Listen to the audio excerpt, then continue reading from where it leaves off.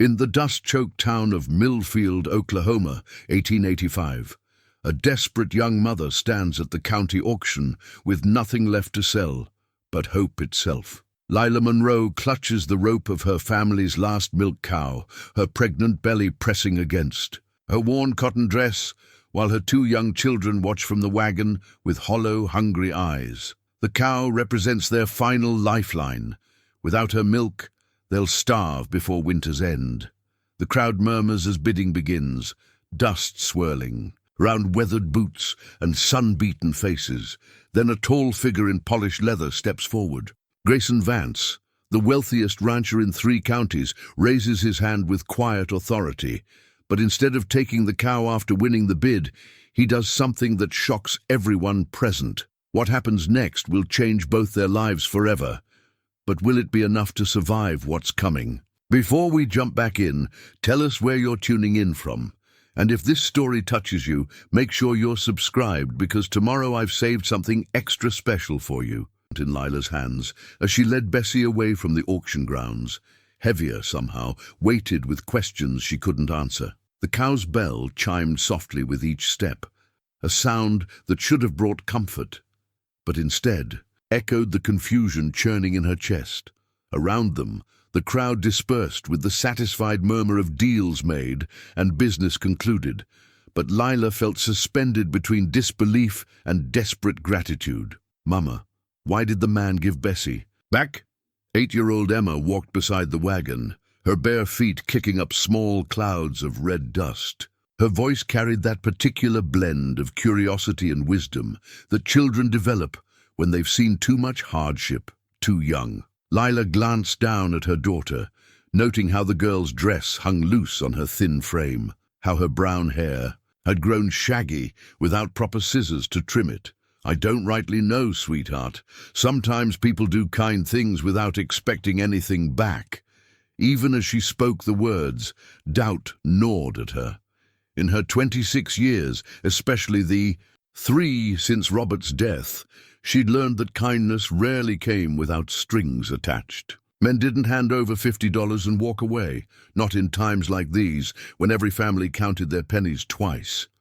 5-year-old Samuel bounced in the wagon bed, his energy a stark contrast to his sister's solemnity.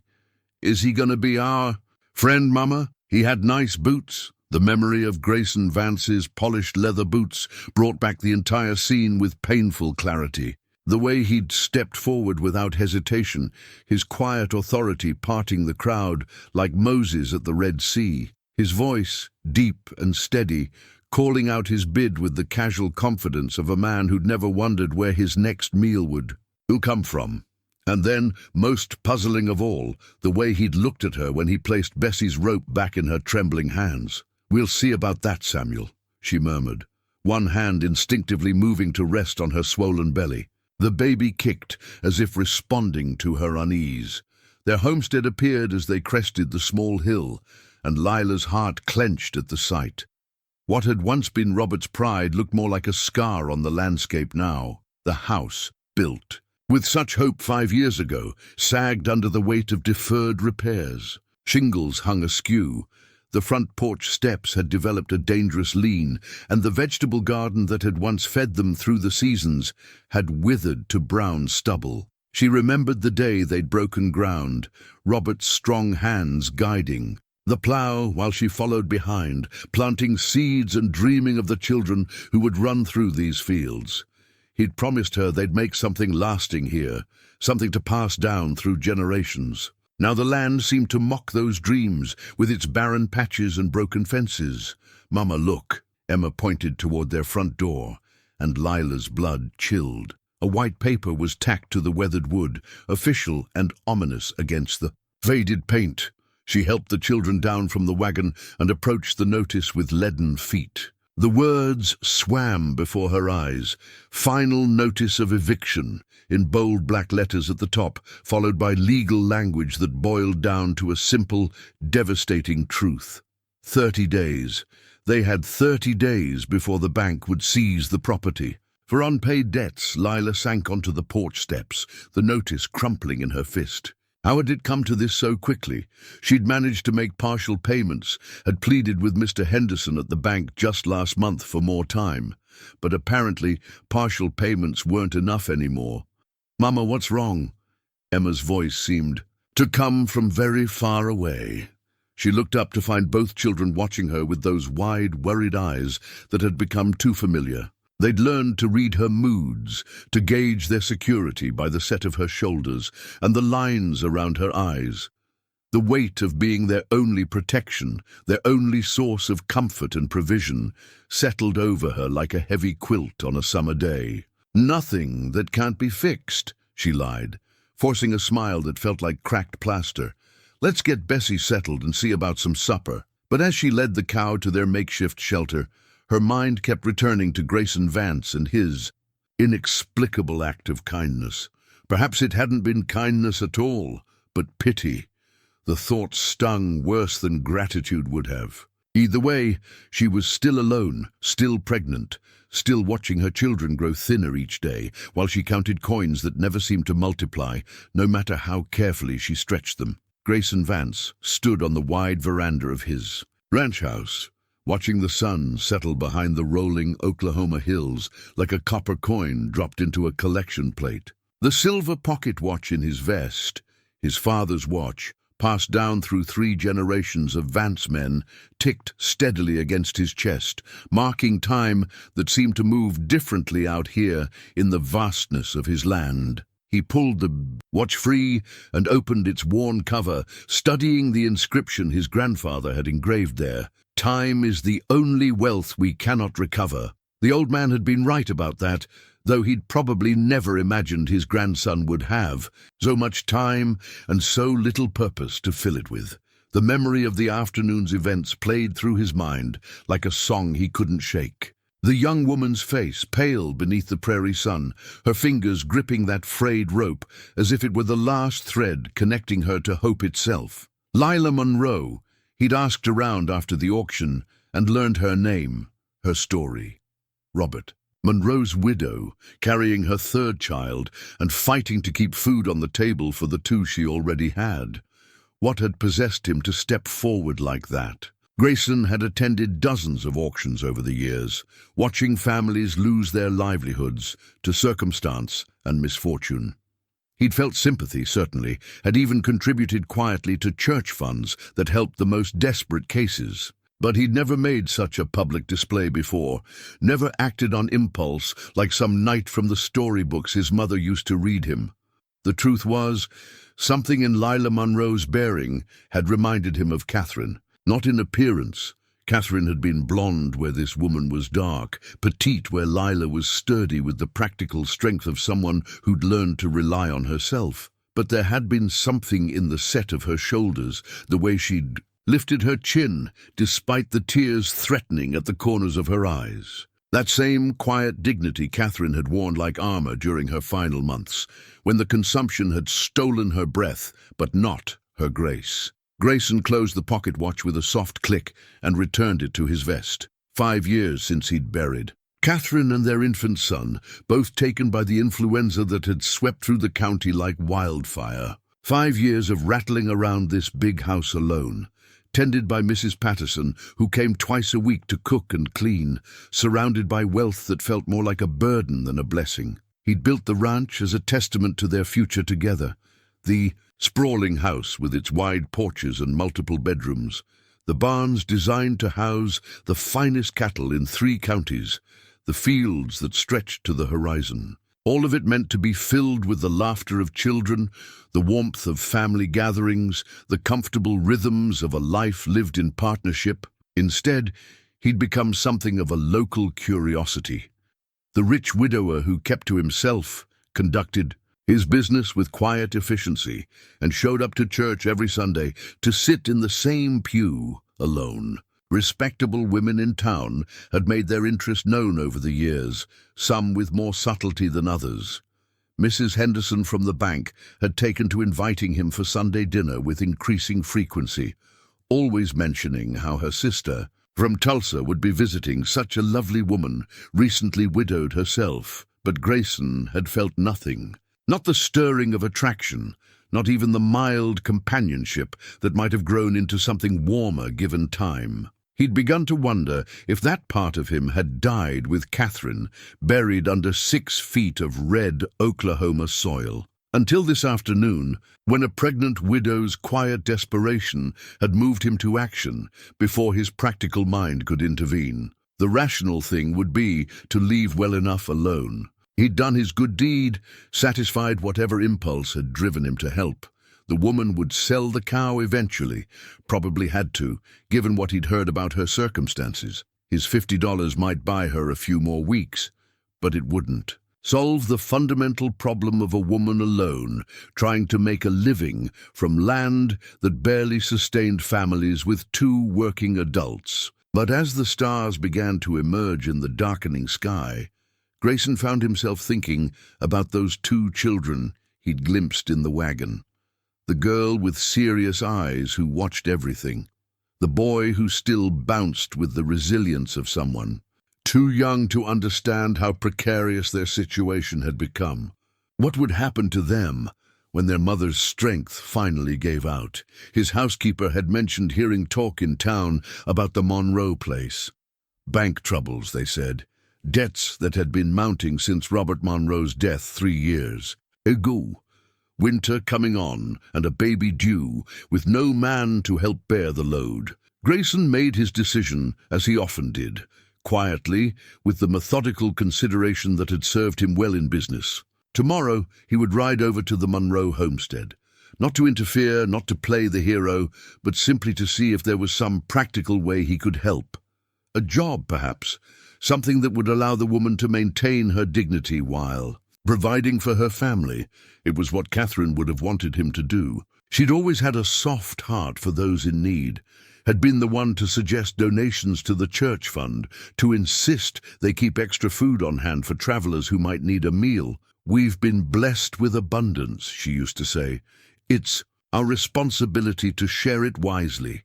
The pocket watch chimed the hour, and Grayson turned to go inside, already planning what he would say to Lila Monroe when he saw her again. The sound of hooves on hard-packed earth drew Lila from her morning chores, and she straightened slowly, one hand pressed to the small of her aching back. Through the kitchen window, she watched a rider approach on a fine bay horse, and her stomach clenched with recognition even before she could make out the man's features clearly. Grayson Vance sat his horse with the easy confidence of someone born to the saddle, but there was something different about him now, away from the crowds and dust of the auction yard. He seemed larger somehow, more substantial, his broad shoulders filling out his work shirt in a way that spoke of real labor despite his wealth. When he dismounted and removed his hat, revealing hair the color of winter wheat, touched with early silver, Lila found herself smoothing her apron with nervous hands. "Mrs. Monroe," he called, his voice carrying easily across the yard.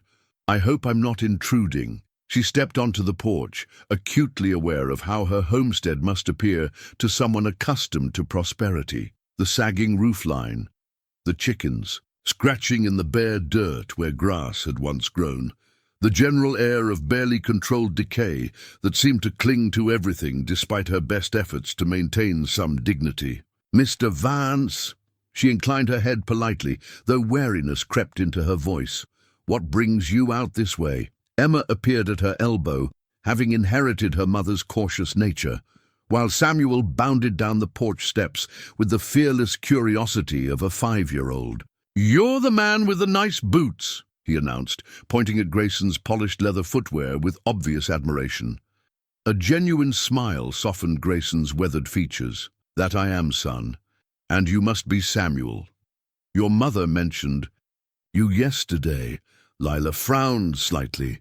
She couldn't recall mentioning her children's names at the auction, but perhaps word traveled faster in small communities than she'd realized. "Children, go check on Bessie," she instructed, though Emma lingered close enough to overhear while Samuel skipped toward the makeshift barn. "I'll speak plainly, Mrs. Monroe," Grayson said, turning his attention back to her. "I've heard talk in town about your situation. I know it's not my business, but I wondered if there might be some way I could help." The words hit her like a physical blow, and she felt heat rise in her cheeks. "I appreciate your concern, Mr. Vance, but we're managing just fine. Are you?" His question was gentle but direct, and his gaze took in the patched roof, the thin children, the obvious signs of struggle that no amount of pride could completely hide. "Forgive me for being blunt, but you're carrying a child. Winter's coming. And from what I understand, the bank isn't inclined toward patience these days."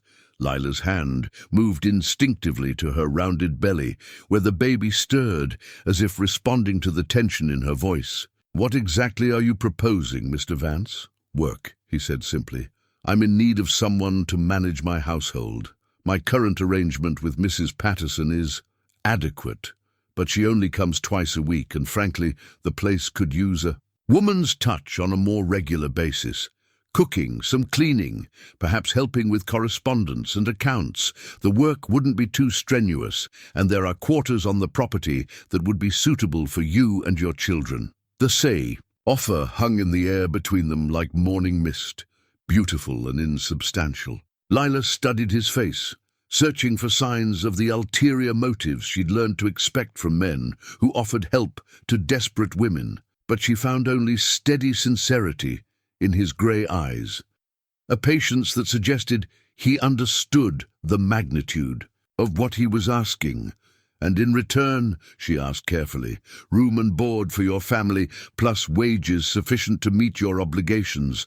Your debts would be your own to manage, but at least you'd have the means to do so." Behind her, she could feel Emma listening with the intensity of a child who'd learned too young that adult conversations often determined the shape of their world. The eviction notice crackled in her memory. 30 days counting down like a death sentence. "Why?" The word escaped before she could stop it. "Why would you make such an offer to a stranger?" Grayson replaced his hat, settling it carefully on his head, as if buying time to consider his answer. When he spoke, his voice carried a weight that suggested hard-won wisdom. "I've been blessed with more than I need, Mrs. Monroe," my wife used. "To say that blessing unused becomes a burden. Perhaps it's time I listened to her counsel." The mention of his wife surprised Lila.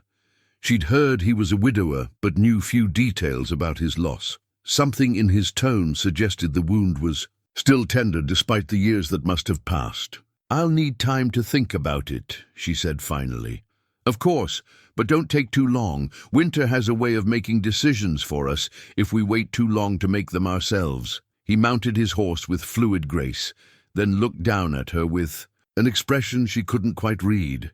"Your children deserve better than watching you struggle alone, Mrs. Monroe. Sometimes accepting help is the bravest thing we can do." As he rode away, Lila remained on the porch long after the dust had settled, one hand resting on her belly while the other clutched the porch rail for support. The practical part of her mind was already calculating advantages and risks, but her heart wrestled with questions that had no easy answers. Could she trust this man's motives? Could she afford not to? The eviction notice seemed to pulse with malevolent life, where it lay on Lila's kitchen table, the red ink of the official stamp like dried blood against the white paper. She'd read it so many times over the past 3 days that she could recite every word, every legal phrase that boiled down to a simple truth. They had 27 days left in the only home her children had ever known. 27 days to find a miracle or accept the help of a man whose motives she still couldn't fully understand. Lila moved around her small kitchen with practiced efficiency, preparing what might be their last breakfast in this house. The familiar rhythm of her morning routine, stoking the fire, measuring precious coffee grounds, slicing the bread she'd baked with flour bought on credit, felt different now, weighted with the knowledge that each action might be numbered. "Mama, why do you keep looking at that paper?" Emma asked from her seat at the worn wooden table, her serious 8-year-old eyes missing nothing. "Just thinking through some things, sweetheart." Lila placed a thin slice of bread and a precious spoonful of jam before her daughter, then repeated the process for Samuel, who was still rubbing sleep from his eyes. "Are we gonna have to move?" Emma's question was asked with the matter-of-fact tone of a child who'd learned not to expect sugar-coating from the adults in her life. Lila's hand stilled on the coffee pot. There was no point in lying. Emma was too observant, and the girl had already endured enough broken promises from life to last a lifetime. We might have to, yes. Samuel's head snapped up, suddenly alert. Where would we go? I'm not sure yet. She poured herself a cup of the weak coffee, more for the comfort of holding something warm than for any hope of finding energy in its pale contents. But we'll figure something out. We always do. The words rang hollow even to her own ears. What they'd done so far was barely survive, scraping together enough to keep food on the table and a roof over their heads, but just barely. The pregnancy was making everything harder.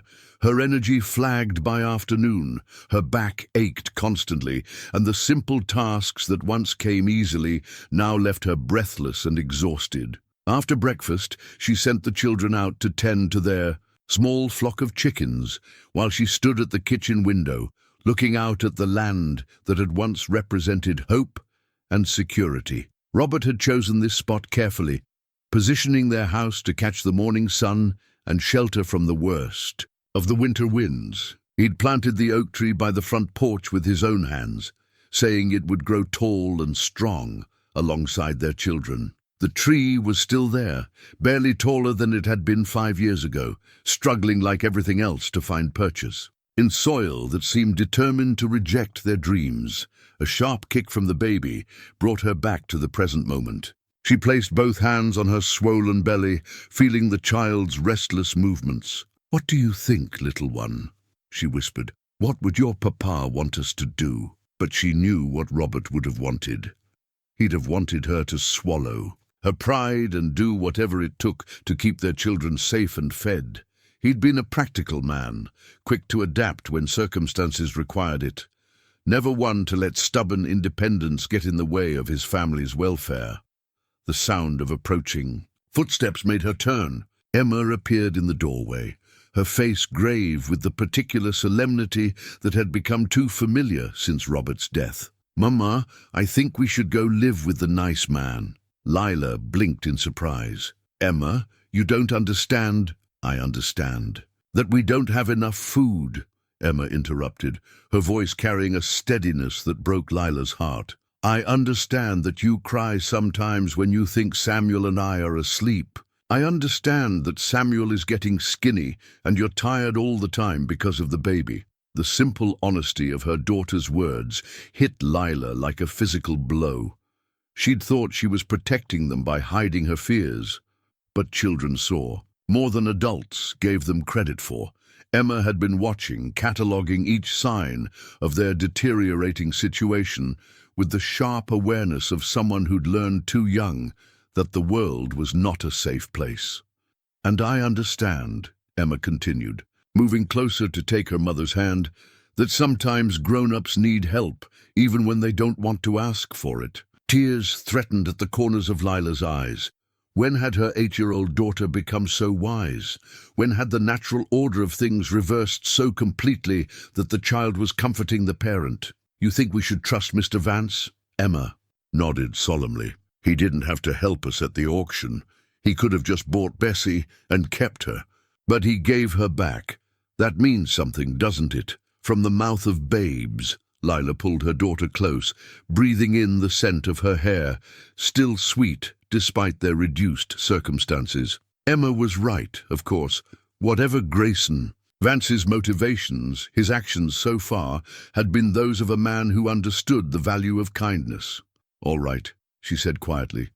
"All right, we'll give it a try." That afternoon, she walked the perimeter of their small property one last time, memorizing the view from every angle. She picked a handful of wildflowers from the patch by the old well and pressed them between the pages of her mother's Bible, the same Bible that would travel with them to whatever came next. When Samuel asked why she was packing their few belongings into the battered trunk that had come west with her own parents, she simply said, "We're going on an adventure." What kind of adventure, he wanted to know, bouncing on his toes with excitement.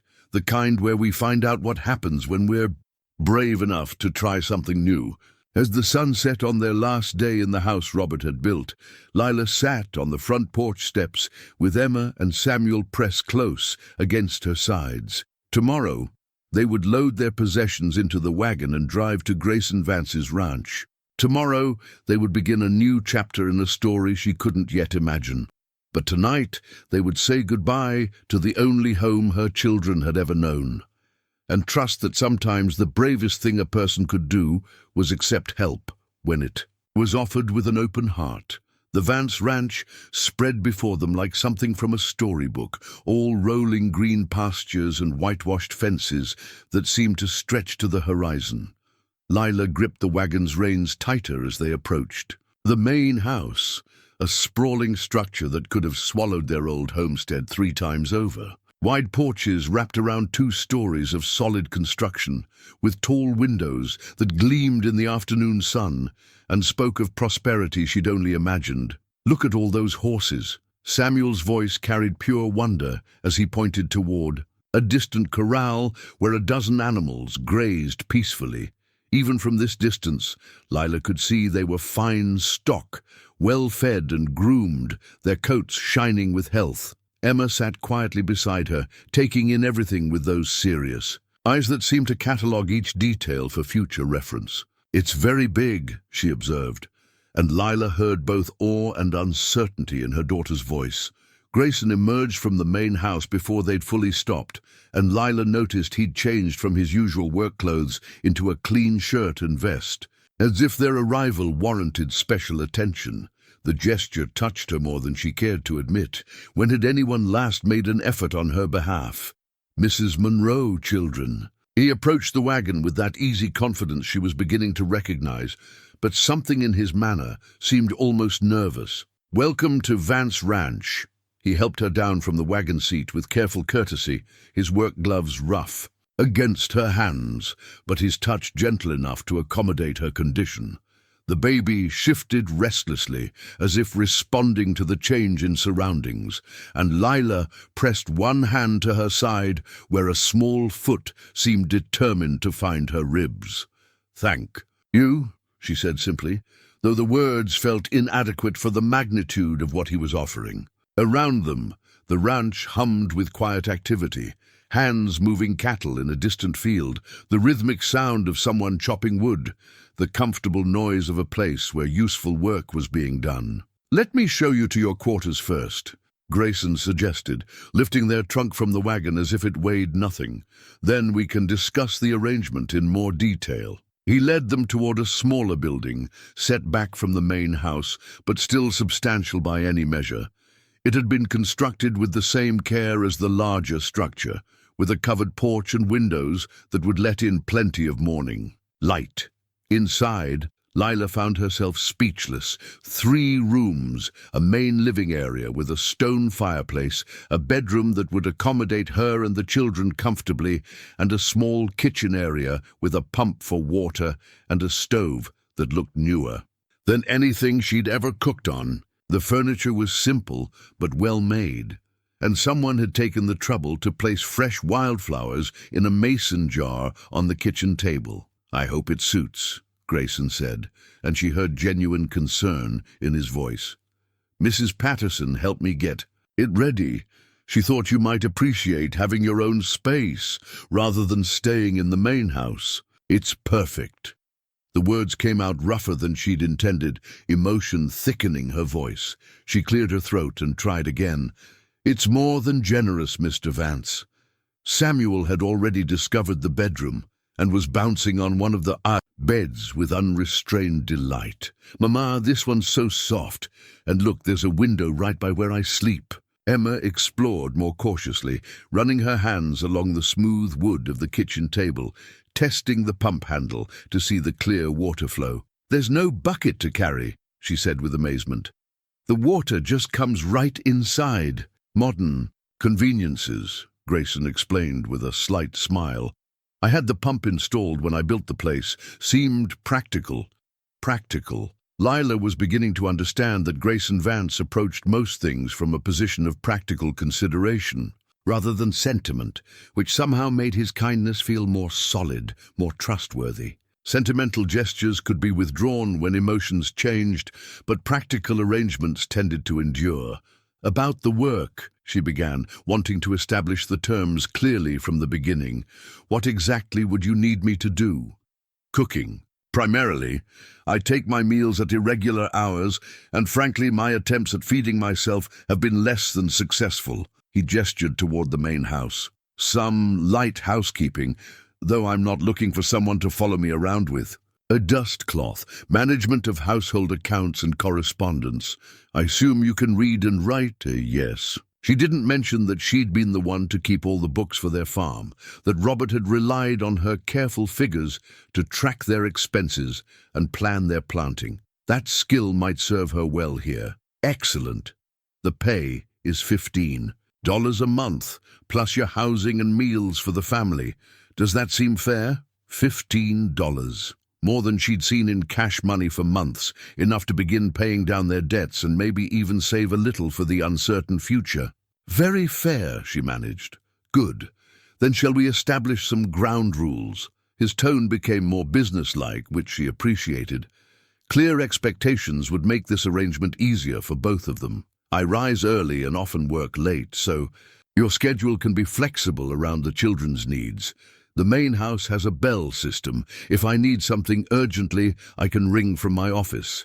Otherwise, I'll try not to intrude on your family time." He paused, studying her face carefully. "Mrs. Monroe, I want to be clear about something. This is a business arrangement, nothing more. You'll be working for wages, not accepting charity.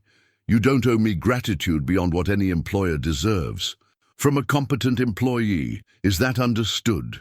Relief flooded through her so powerfully that her knees nearly buckled. He was giving her dignity, along with employment, treating her as a capable woman, rather than an object of pity. "Understood." "Mr. Vance, Grayson," he corrected gently, "will be working closely together. Formality seems unnecessary."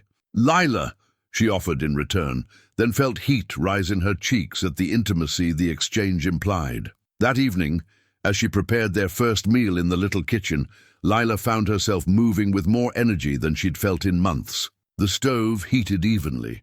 The pump provided abundant water, and the pantry, which Grayson had stocked with basic supplies, contained luxuries she'd almost forgotten existed.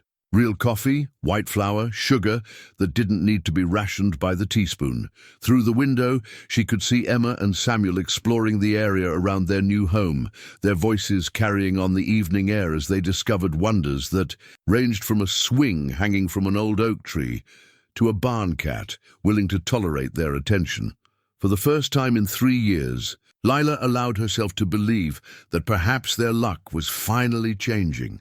2 weeks into their new life at the Vance Ranch, Lila had discovered that Grayson was a man of predictable habits who appreciated routine as much as she did. He rose before dawn to check on the livestock, returned to the main house for breakfast at 7 sharp, spent his mornings in the fields or dealing with ranch business, and preferred his evening meal served at 6 o'clock precisely. Between these fixed points, he moved through his day with the steady efficiency of someone who'd learned to structure time in the absence of family obligations. This morning, as she prepared his usual breakfast of eggs, bacon, and strong coffee, Lila found herself listening for the sound of his boots on the porch steps. It had become a comforting marker of the day's beginning, that steady tread that spoke of purpose and reliability. When he appeared in the kitchen doorway, hat in hand, and hair slightly damp from washing, she had his plate ready and waiting.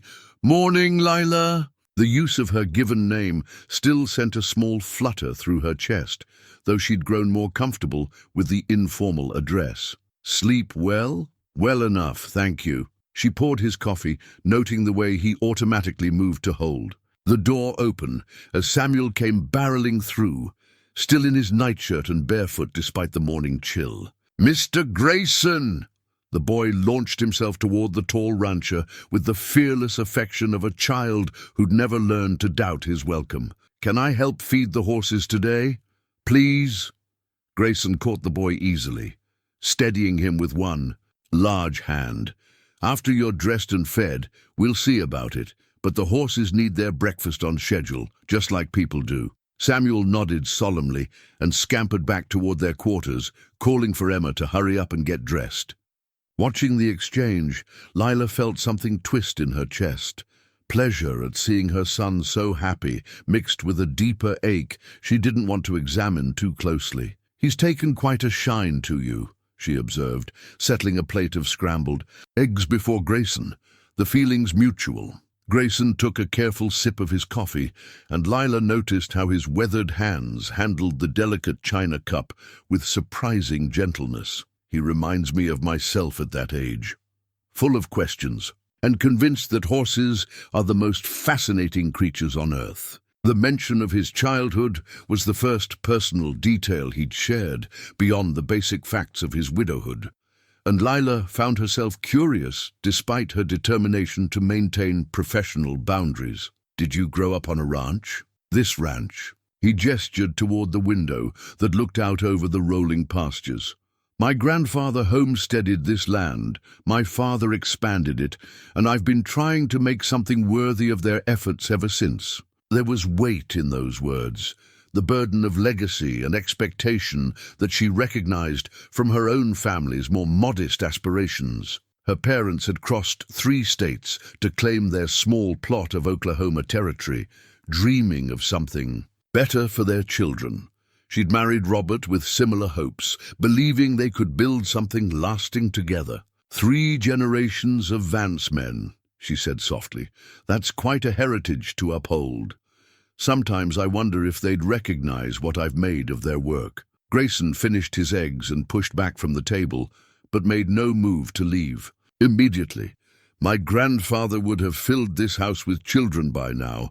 My father had 4 sons before he was my age." The admission hung in the air between them, heavy with implications neither of them seemed ready to address directly. Lila busied herself clearing his plate, acutely aware of his presence in the small kitchen, the way his shoulders nearly brushed the doorframe when he stood. "Children come in their own time," she said carefully, "or they don't come at all, through no fault of anyone involved." "Is that what you tell yourself about the baby you're carrying?" The question was gentle but direct, and it caught her off guard. She paused in her cleaning, one hand moving instinctively to her rounded belly. "I tell myself that every child is a gift, even when the circumstances aren't ideal." Robert would have been pleased to know about this one. The use of her late husband's name surprised her. She'd mentioned him only in passing, but Grayson had clearly been listening, filing away details about her life before they'd met. "Yes," she said quietly. "He always said he wanted a house full of children's laughter. Then this baby is wanted. Very much so." She met his eyes across the small kitchen, struck by the understanding she found there. "Even if the timing is complicated." Emma appeared in the doorway, fully dressed and with her hair neatly braided, carrying the wooden toy horse that had belonged to her father. She held it carefully, as if it were made of something more precious than simple carved wood, and Lila's heart clenched at the sight. "Good morning, Mr. Grayson," Emma said with the careful politeness she'd been taught. "Mama, Samuel is ready to help with the horses. He's wearing his good boots and everything." Grayson's attention shifted to the toy in Emma's hands. "That's a fine horse you have there, Miss Emma. Your father made it?" Emma nodded, then surprised them both by stepping closer to show him the carving. "He made it for Samuel, but Samuel lets me play with it sometimes. Papa said every cowboy needs a good horse. Your papa was a wise man." Grayson examined the toy with the same attention he might give to a piece of fine art. "This is beautiful work. See how he carved the mane to look like it's flowing in the wind, and the way the legs are positioned. This horse is running, not just standing still." Emma's face lit up with pleasure at having her treasure properly appreciated. "Papa was good at making things. He made Mama a jewelry box too, with little drawers that slide out smooth as butter. I'd like to see that sometime, if your Mama wouldn't mind showing it." Lila felt heat rise in her cheeks. The jewelry box sat on the dresser in their bedroom, holding her few remaining pieces of jewelry and serving as a daily reminder of Robert's gentle hands and patient craftsmanship. The thought of sharing that intimate piece of her past felt both appealing and terrifying.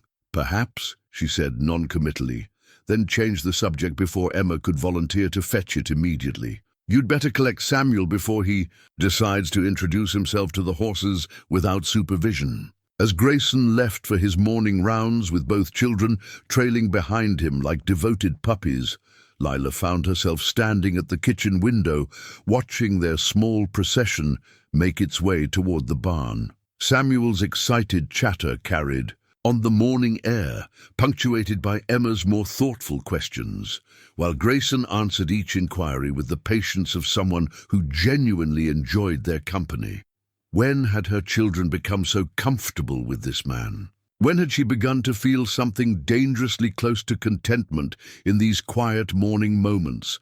And why did the sight of Grayson's gentle attention to her family make her chest tight with emotions she wasn't ready to name? Sunday morning arrived with the crisp promise of autumn, and Lila found herself standing before the small mirror in their bedroom, trying to decide whether the blue dress or the brown would draw less attention at church. Both were faded from washing and mended in places, but they were clean and pressed, which was the best she could manage. The blue brought out her eyes, but the brown was more practical, less likely to show the inevitable stains that came with wrangling two children through a church service. She chose the brown. Emma appeared beside her, wearing her one good dress, a simple green cotton that Lila had let out twice to accommodate her daughter's growing limbs. "Do you think people will stare at us, Mama?" The question revealed more awareness than Lila wished her 8-year-old possessed. "Some might," she answered honestly. "People are curious about new arrangements, especially in small towns like this, because we live with Mr. Grayson now, because some people have narrow ideas about what's proper." Lila smoothed Emma's collar and checked that her hair ribbon was straight. "But we know our own hearts, and that's what matters most." Samuel bounded into the room, his hair slicked down with water but already beginning to rebel against the unfamiliar. "Discipline. Mr. Grayson says we can ride with him in his buggy. It has springs and everything." The mention of riding together made Lila's stomach flutter with anxiety. Arriving at church as a family unit would certainly fuel gossip, but the alternative, walking the 3 miles into town while heavily pregnant, was hardly practical. She'd already accepted so much help from Grayson. What was one more kindness in the face of necessity? The drive to Millfield's small white church proved pleasant enough, with Samuel chattering about everything he'd learned about horses and Emma sitting quietly between them, absorbing the countryside rolling past. Grayson drove with his usual competence, handling the reins with the same steady confidence he brought to everything else, but Lila noticed how his jaw tightened as they approached the church grounds where other families were gathering. "You don't have to do this," she said quietly as he helped her down from the buggy. "People will talk either way. You needn't subject yourself to their scrutiny on our account. Let them talk." His response was firm, though she caught the slight tension around his eyes. "We've done nothing wrong, and I won't have you walking into that church alone to face their whispers." The whispers began before they'd even reached the front steps. Lila felt them as surely as she felt the autumn breeze. Conversations that stopped mid-sentence when she passed, heads turning to follow their small group's progress, the particular quality of attention that meant she was being discussed and judged by people who knew nothing of her circumstances beyond idle speculation. Mrs. Henderson from the bank stood near the church doors with her sister from Tulsa, the one who'd been widowed and was supposedly such suitable company for eligible men. Both women watched Grayson with obvious calculation, their gazes sliding over Lila with thinly veiled disapproval, before lingering on her rounded belly with expressions that made her cheeks burn. "Grayson," Mrs. Henderson called out with forced cheer, "how lovely to see you, and this must be your housekeeper." The pause before the word housekeeper was deliberate, weighted with implication that made Lila's spine stiffen. She felt Grayson's hand settle briefly at the small of her back, a gesture of support that probably added fuel to whatever assumptions were already circulating. "Mrs. Monroe is managing my household." "Yes," Grayson replied with the same even tone he used for discussing cattle prices, "and doing an excellent job of it. Mrs. Monroe, I believe you know Mrs. Henderson from the bank." The introduction was perfectly proper, but it didn't prevent Mrs. Henderson's sharp smile or the way her gaze catalogued every detail of Lila's appearance. "Of course. How convenient for you both." Inside the church, Grayson led them to his usual pew, third row from the front on the right side, where the Vance family had apparently sat for 3 generations. The symbolism wasn't lost on anyone present, including Reverend Matthews, whose eyebrows rose slightly when he spotted their little group. Lila tried to focus on the service, but she remained acutely aware of the attention directed their way. She could feel eyes boring into the back of her neck, could sense the subtle shift in the congregation's energy that spoke of judgment being passed. When Samuel leaned against Grayson's arm during the long sermon, and the man instinctively adjusted to make the boy more comfortable, the gesture drew audible murmurs from behind them. The church program crinkled in her hands as she gripped it tighter, the familiar hymn numbers and announcements becoming a lifeline to focus on while trying to ignore the weight of community disapproval. Emma sat perfectly still beside her, but Lila could sense her daughter's awareness of the tension, the way she'd learned to read adult moods for signs of trouble ahead. After the service, as they made their way toward the exit, Lila overheard fragments of conversation that felt like physical blows, living right there on his property. Awfully convenient, if you ask me. Pregnant woman and all, it's not proper. Adieu, poor thing, probably doesn't have much choice, but still. The pity in that last comment stung worse than outright condemnation. Lila quickened her pace, eager to reach the safety of Grayson's buggy, but found their path blocked by Tom Garrett, a local rancher she recognized from the auction where their story had begun. "Vance?" Garrett nodded to Grayson, then let his gaze slide deliberately over Lila and the children. "Interesting arrangement you've got yourself there. I beg your pardon." Grayson's voice carried a warning that would have stopped a wiser man. "Just saying it must be mighty convenient, having live-in help who's so grateful for your generosity." Garrett's smile was ugly, his implication clear enough to make several nearby women gasp.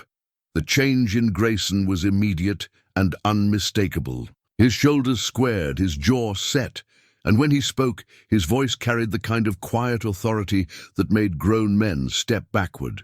"I suggest you think very carefully about your next words, Garrett. Mrs. Monroe is a respectable woman who works hard to support her family. Anyone who suggests otherwise will answer to me personally." The threat hung in the air like the scent of an approaching storm. Garrett's face flushed red, but he backed down, mumbling something about meaning no offense before disappearing into the crowd. During the ride home, Lila sat rigidly beside Grayson, humiliation burning in her chest like swallowed fire. Emma pressed close against her side while Samuel, blessedly oblivious to the adult undercurrents, chattered about the music and asked when they could go back to hear more singing. "I'm sorry," Grayson said quietly, his words barely audible over the creak of the buggy wheels. "I should have anticipated that reaction. You defended us." The words came out rougher than she'd intended. "You didn't have to do that." "Yes, I did." His hands were steady on the reins, but she could see the tension in his shoulders. "You're under my protection now, Lila. All of you. That means something, whether people choose to understand it or not. Under his protection." The phrase settled into her heart with both comfort and complication, carrying implications she wasn't sure either of them was ready to examine. But as they drove back toward the ranch in the afternoon sunlight, Lila found herself thinking that perhaps some kinds of protection were worth the price of a small town's narrow-minded gossip. The tension from Sunday's church service lingered. like smoke in still air. But by Wednesday evening, Lila found herself settling into the familiar rhythm of preparing dinner with something approaching peace. The kitchen had become her sanctuary, a place where she could lose herself in the comfortable rituals of cooking while listening to the distant sounds of Grayson working in his office and her children playing outside. Tonight, she was attempting her mother's chicken and dumplings recipe, the handwritten instructions spread before her on the scarred wooden table where generations of ranch cooks had worked.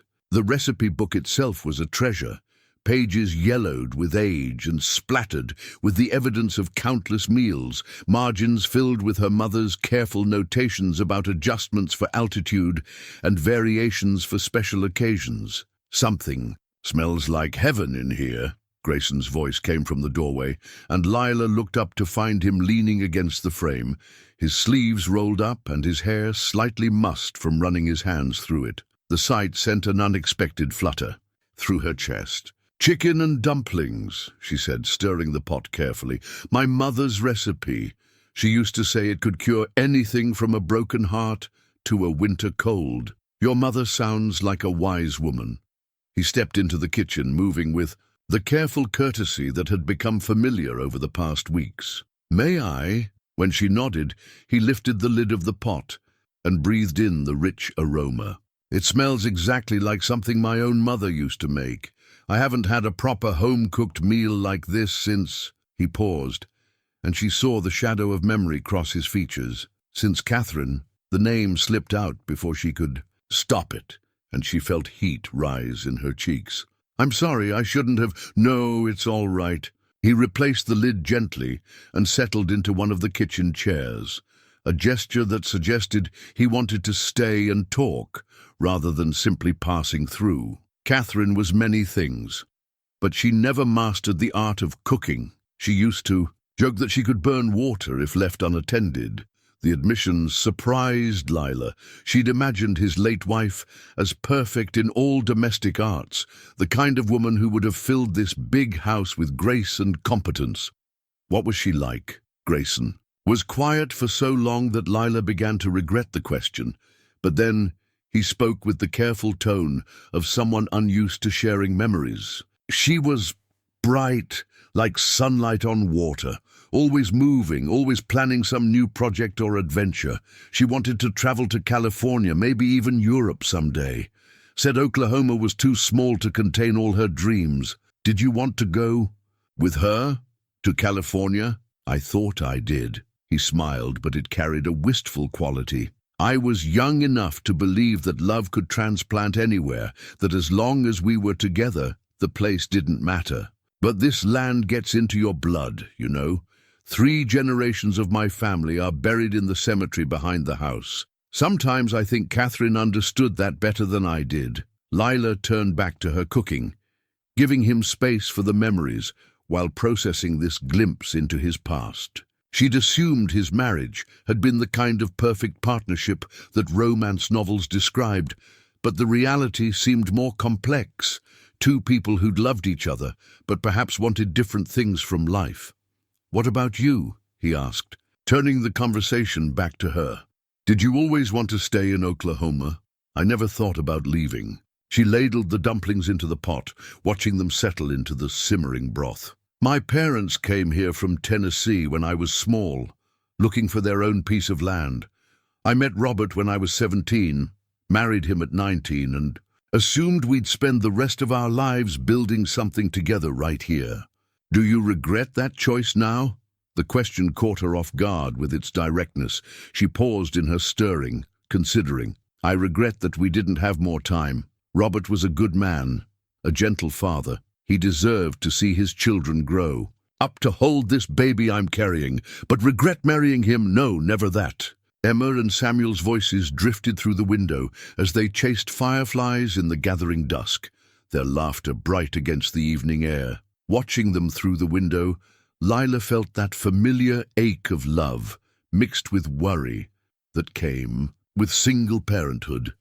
"They're good children," Grayson observed, following her gaze. "You've raised them well. Some days I feel like I'm barely keeping ahead of disaster." The admission slipped out before she could censor it. Emma's growing, up too fast, taking on responsibilities that should be mine. And Samuel, he needs a father's guidance more than I know how to give him. You're doing better than you think." Grayson's voice carried quiet conviction. "They're kind, well-mannered, curious about the world. Those are qualities that come from good parenting, not chance."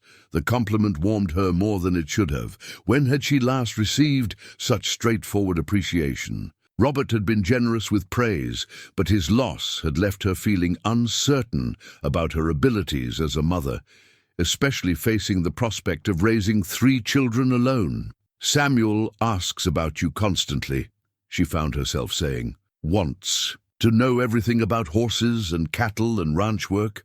I think he's decided you're the most interesting person he's ever met." The feeling's mutual. "That boy has more questions than a newspaper reporter." Grayson chuckled, and the sound transformed his features, making him look younger and less burdened by responsibility. "Yesterday, he wanted to know if horses dream, and whether they dream in colors or just in shapes. And what did you tell him?" "That I thought horses probably dream of running free across endless meadows with the wind in their manes and no fences to stop them." He paused, looking slightly embarrassed. Perhaps that was too fanciful. It was perfect. Lila turned to face him fully, struck by this glimpse of the man beneath the practical rancher's exterior. He needs someone who can feed his imagination along with his curiosity. Their eyes met across the small kitchen, and for a moment the air seemed charged with something more complex than simple employer-employee courtesy. Lila felt her breath catch, aware suddenly of how close they were sitting, how the lamplight softened the lines around his eyes and highlighted the silver threading through his hair. The moment stretched between them, full of possibilities neither seemed ready to name, until Samuel's voice calling for his mother broke the spell. "Mama, come see, the fireflies are dancing." Lila moved toward the window, grateful for the interruption and the excuse to break eye contact. Outside, her children were indeed surrounded by the soft glow of fireflies, their small hands cupped carefully around the occasional captive that would soon be released back to the night. "Beautiful," Grayson said quietly, and when she glanced back at him, she wasn't entirely sure he was talking about the fireflies. The chicken and dumplings were ready, filling the kitchen with the comforting aromas of home and family. As Lila called the children in for dinner, she found herself thinking that some evenings settled into your heart like seeds, carrying the promise of something you hadn't known you were hoping for. The pain started as a dull ache during Thursday. Morning's breakfast preparations, settling low in Lila's back with the persistent throb of an old injury awakening. She tried to ignore it, focusing instead on flipping pancakes and listening to Samuel's excited chatter about the new colt that had been born during the night. But by the time Grayson arrived for his morning meal, she found herself gripping the edge of the stove for support. "Everything all right?" His question was casual, but she caught the sharp attention in his eyes as he noted her careful movements. "Just tired," she deflected, setting his plate before him with hands that trembled slightly. "The baby was restless last night." It wasn't entirely a lie. The child had been active, pressing against her ribs and making comfortable sleep impossible. But the cramping sensation that had begun an hour ago felt different from the usual discomforts of pregnancy, carrying an urgency that made her chest tight with worry. Emma appeared in the kitchen doorway, already dressed for the day with her hair neatly braided. At 8 years old, she'd developed an unsettling ability to read adult moods, and her serious gaze moved between her mother and Grayson with the wariness of someone who'd learned that changes in routine often meant trouble. "Mama, you look pale," she observed with characteristic directness. Before Lila could respond, another wave of cramping doubled her over, this one sharp enough to force a gasp from her lips. Grayson was on his feet immediately, his chair scraping against the wooden floor as he moved to steady her with gentle hands. "That's not tiredness," he said firmly. "You need to see Dr. Patterson." "I'm fine," Lila protested, though even as she spoke, cold sweat beaded on her forehead. "It's probably just The baby's getting bigger, pressing on things differently. Lila. The quiet authority in his voice made her look up at him. I've seen enough pregnant cattle to know when something's not right. You're going to see the doctor, and that's the end of it. The comparison to livestock might have offended her under different circumstances, but the genuine concern in his expression overrode any wounded pride. Besides, another cramp was building, this one strong enough to make her lean heavily against him for support. Emma, run and tell Samuel to stay close to the house today, Grayson instructed, while keeping one steadying arm around Lila's waist. I'm taking your mother to town. Is the baby coming? Emma's voice carried the controlled fear of a child who'd already lost one parent and understood that life could change without warning. Not yet, Lila managed, though uncertainty colored her words. It's too early. The baby's not due for another 2 months. The ride to town passed in a blur of discomfort and worry. Grayson drove with careful attention to every rut and bump in the road, but even his considerate handling of the reins couldn't prevent the jolting that made each cramp worse. Lila found herself gripping his arm during the worst moments, grateful for his solid presence and the way he murmured reassurances without making her feel foolish for her fears.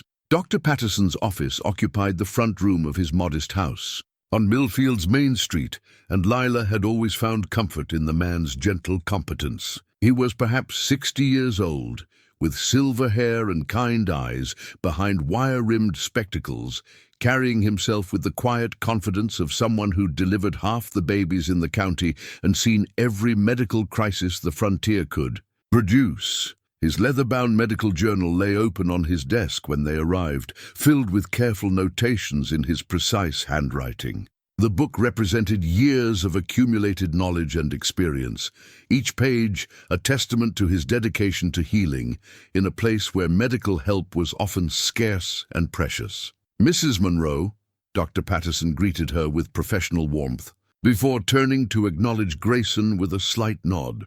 Mr. Vance, what seems to be the trouble? Lila explained her symptoms, while the doctor listened with the focused attention that had made him beloved throughout the community. His examination was thorough but gentle, his questions probing but kind, and when he finally sat back in his chair, his expression was thoughtful but not alarmed. The good news, he began, is that the baby seems to be fine. Strong heartbeat, good positioning, but you're showing signs of what we call threatened preterm labor. Your body is preparing for birth earlier than it should. The words hit Lila like cold water. What does that mean? Will the baby, with proper care and rest, we can often delay delivery until the child is more developed, Dr. Patterson assured her. But it means significant changes to your routine. Complete bed rest for at least 2 weeks, possibly longer. No lifting, no extended standing, no strenuous activity of any kind. Lila's mind immediately went to her work responsibilities, the cooking and cleaning that constituted her livelihood. Doctor, I have obligations. Mr. Vance employs me to manage his household. Then Mr. Vance will have to manage without you for a while, the doctor said firmly, or find temporary help. This baby's life may depend on your willingness to follow my instructions. Grayson, who had remained quietly supportive throughout the examination, spoke for the first time. Don't worry about the work, Lila. We'll figure something out. But our agreement includes keeping you and the baby healthy, he interrupted gently. Everything else can be adjusted. Dr. Patterson reached for a bottle of dark liquid from his medicine cabinet. I'm giving you a tonic to help with the cramping, and I want to see you again in 3 days. If the pains worsen or if you notice any bleeding, send for me immediately, day or night. The ride back to the ranch was quieter than the morning's urgent trip to town. Lila sat carefully beside Grayson, one hand resting on her belly where the baby moved with reassuring regularity. The cramping had eased somewhat after Dr. Patterson's examination and medicine, but the weight of his instructions pressed down on her like a physical burden. I can't just lie in bed for weeks, she said finally, voicing the worry that had been building since they left the doctor's office. Emma and Samuel need supervision. Meals need to be cooked. The house will manage perfectly well with some adjustments, Grayson finished. Mrs. Patterson can increase her hours, maybe bring her daughter to help with the children. We'll work it out. The cost is my concern, not yours. His tone was gentle, but final. Lila, you're carrying precious cargo. Everything else is secondary to keeping you and that baby safe. As they approached the ranch, Lila found herself studying Grayson's profile, noting the determined set of his jaw and the way his hands held the reins with steady confidence. When had this man's well-being become so intertwined with her own? When had his concern begun to feel less like employer consideration and more like something deeper, more personal? The question followed her into the quiet bedroom where she would spend the coming weeks, accompanied by the sound of Grayson's voice outside her window as he explained the situation to Emma and Samuel with the patient kindness that was becoming. As familiar as his morning coffee routine, whatever was growing between them would have to wait, suspended like her own life in the careful balance between hope and uncertainty that marked the remaining months until her child's arrival. 3 days into her prescribed bed rest, Lila was discovering that enforced idleness could be its own form of torment. She lay propped against pillows in the small bedroom, listening to the sounds of life continuing without her. Emma's patient voice teaching Samuel his letters, Mrs. Patterson's daughter Mary chattering as she helped with the cooking, Grayson's boots on the porch as he checked on her between his ranch duties. The cramping had subsided to occasional twinges, and the baby seemed content to remain where nature intended for now. But the helplessness of depending on others for everything from meals to childcare chafed against her independent spirit, like an ill-fitting harness. When the knock came at the front door that Thursday afternoon, Lila recognized trouble in the sharp, official sound of it. She heard Mary's young voice answering, then the heavier tread of a man's boots crossing the wooden floor of the main room. Through her partially open bedroom door, she caught fragments of conversation that made her blood run cold. Here about the Monroe property debts, court order for immediate collection, additional interest and penalties. Emma appeared in her doorway, face pale with the particular fear that came with recognizing adult crisis. "Mama, there's a man here asking about Papa's farm. He has papers." Lila struggled to sit up straighter, her heart racing in a way that couldn't be good for the baby. "Help me get to the sitting room, sweetheart." But Dr. Patterson said, "This can't wait." Lila swung her legs over the side of the bed, moving carefully but with determination. If someone was here about Robert's debts, she needed to face it directly rather than hiding behind medical restrictions. The man in their small sitting room looked exactly like what he was, a debt collector who'd learned to dress respectably, while maintaining the cold efficiency of someone accustomed to taking what little people had left. He wore a brown suit that had seen better days and carried a leather satchel that undoubtedly contained the legal documents that could destroy what remained of her family's security. "Mrs. Monroe, I presume." He didn't wait for confirmation. "I'm Clayton Webb, representing Farmers Trust Bank in Oklahoma City. I have here a final demand for payment of outstanding debts on the property formerly owned by your late husband, Robert Monroe." Lila remained standing, despite the weakness in her legs, unwilling to show vulnerability to this man who radiated practiced indifference to human suffering. "I was under the impression that matter had been settled when I surrendered the property to the local bank. Local arrangements don't supersede prior liens," Webb replied, consulting his papers with theatrical precision. "Your husband borrowed against the property through our institution in 1932, using the land as collateral for farming equipment. The debt was never satisfied, and with accumulated interest and penalties, now amounts to $647. The sum hit her like a physical blow. $600 might as well have been $6,000 for all her ability to pay it. That's impossible. Robert never mentioned desperate men often make financial arrangements they prefer not to discuss with their wives. Webb interrupted with the casual cruelty of someone who delivered similar news countless times. The debt exists, Mrs. Monroe, and it's legally collectible from his estate. What estate? The question came out sharper than she'd intended. As you can see, we have nothing left. Webb's gaze moved around their modest quarters with calculating assessment. I understand you're currently employed by Mr. Grayson Vance, residing on his property.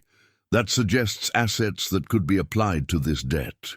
My employment has nothing to do with my late husband's obligations. Perhaps not, but your wages do. We're prepared to garnish any income you receive until this debt is satisfied. He withdrew a yellow document from his satchel, the original land deed that represented all of Robert's hopes and dreams for their future. This shows clear title pledged as security. The obligation survives the borrower. Lila sank into a chair despite her determination to remain standing. The legal implications were crushing enough, but the sight of that deed, Robert's signature bold and confident in the bottom corner, brought back the memory of the day he'd bought their land. How proud he'd been to own something substantial to pass down to their children. "How long do I have?" she asked quietly. 30 days from service of this notice. After that, we'll be forced to pursue legal remedies, including potential garnishment of wages and seizure of any assets held in your name. The sound of horses, approaching at speed, interrupted Webb's recitation of legal threats. Through the window, Lila could see Grayson riding hard toward the house, his urgency suggesting someone had informed him of their unexpected visitor.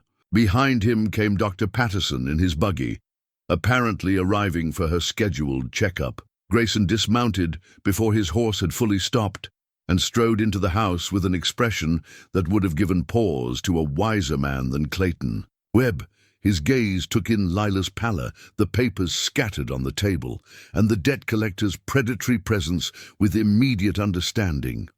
"What's going on here?" The question was addressed to Lila, but his eyes never left Webb's face. "Mr. Webb was just explaining additional debts left by my late husband," Lila managed, though her voice sounded thin even to her own ears. Dr. Patterson entered behind Grayson, medical bag in hand, and immediately moved to Lila's side with professional concern. "Mrs. Monroe, you should be in bed.